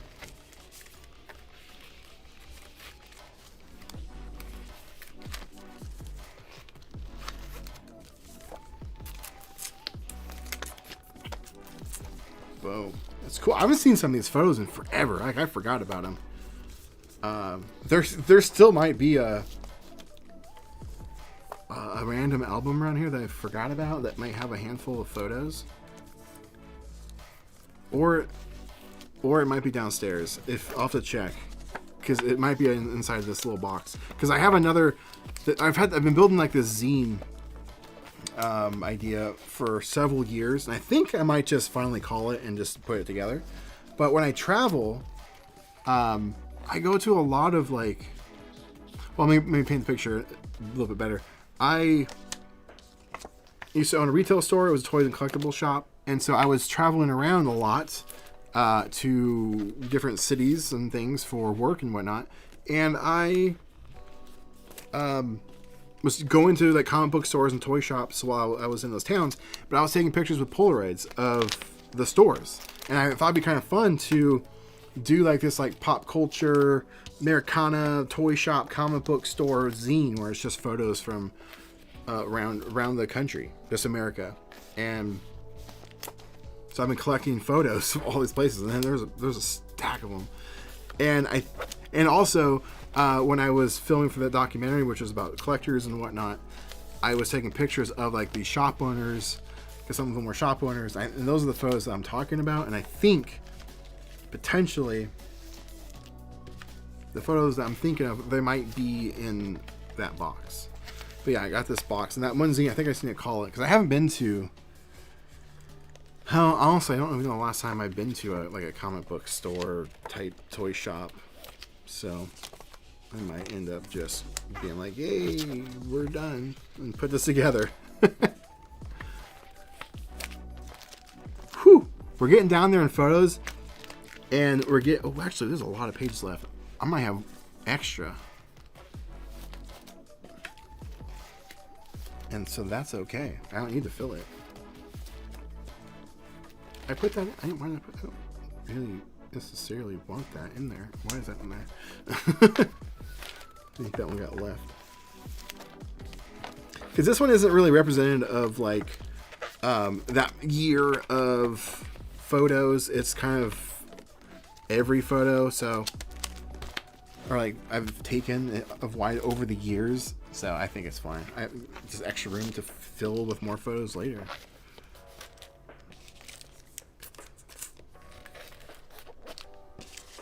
Oh, look at that. I did fill it. Put that there. Look at that. Or I didn't fill it. I ran out. Boom, look at that. I still have 1, 2, 3, 4, 5, 6, 7 pages. Nice. Look at that. Woo, we did it.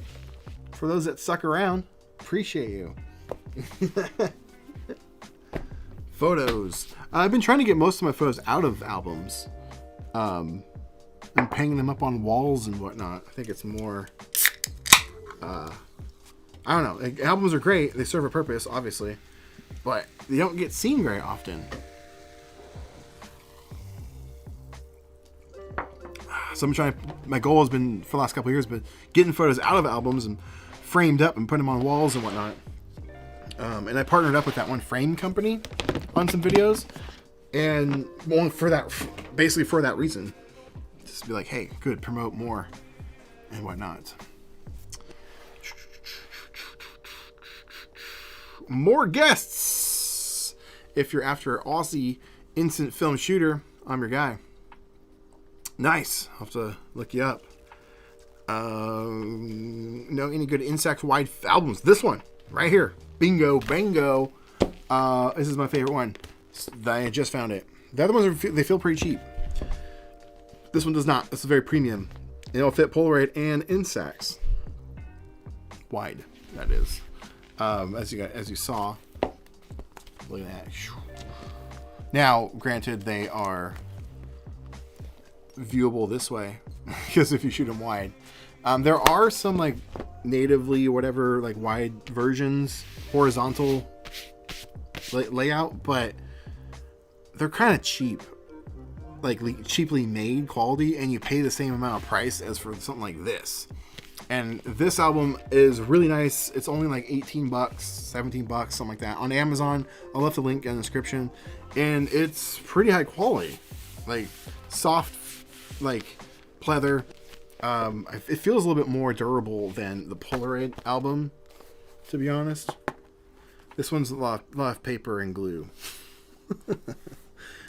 But this one is not. It's sewn It's really nice. There's no glue. It's all sewn in. Even the